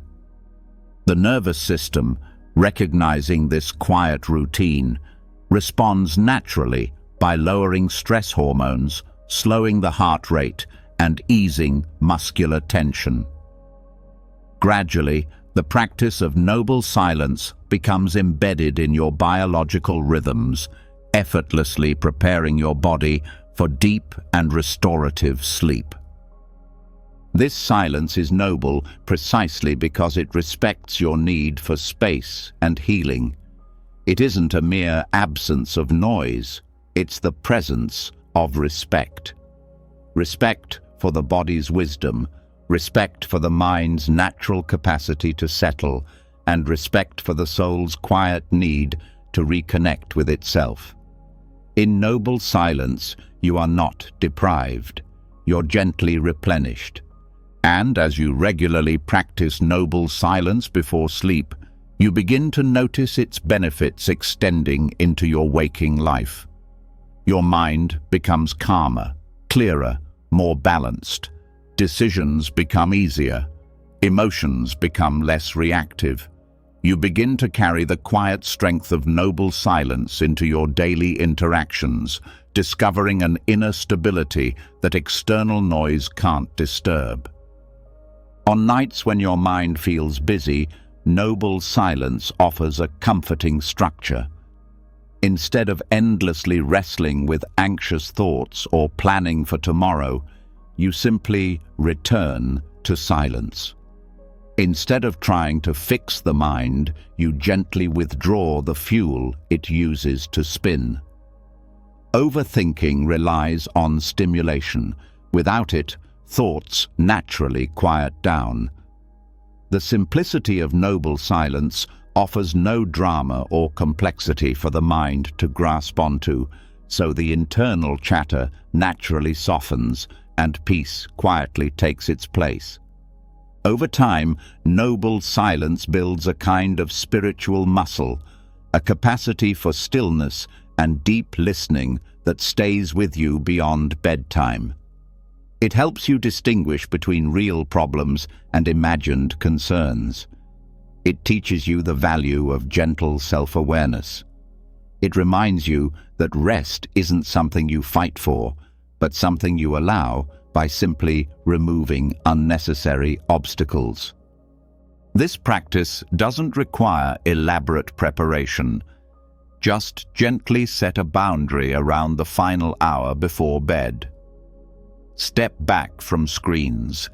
Ease away from unnecessary conversation. Quiet your surroundings as best you can. Let your environment reflect your intention for restfulness. Over days and weeks, the benefits compound. Your nervous system learns to anticipate rest, and your sleep naturally becomes deeper and more healing. Noble silence also enhances your dreams as your subconscious mind becomes clearer and more accessible without constant stimulation. Dreams become richer and more vivid, offering clearer insights. Without external noise cluttering your subconscious, dreams arise naturally from a deeper, quieter place within, becoming powerful guides for your waking life. In the Buddhist tradition, noble silence isn't a withdrawal from the world, it's a mindful engagement with it. By choosing quietness, you're not rejecting experience, you're enhancing it. You're giving yourself space to integrate the day's experiences with wisdom and compassion, making each night a practice in clarity and renewal. Let tonight be a gentle beginning. Embrace noble silence as a friend, as a soft invitation. Allow yourself the gift of quiet, knowing it will guide you toward deeper rest and clearer awareness. Silence doesn't ask anything of you but presence. It doesn't need your analysis, your effort, or your explanation. Just breathe, let go, and listen. Trust in the silence that has patiently waited beneath all the noise. Allow it to carry you into restful sleep, and let your dreams emerge naturally, rich with insights that only a quiet mind can hear.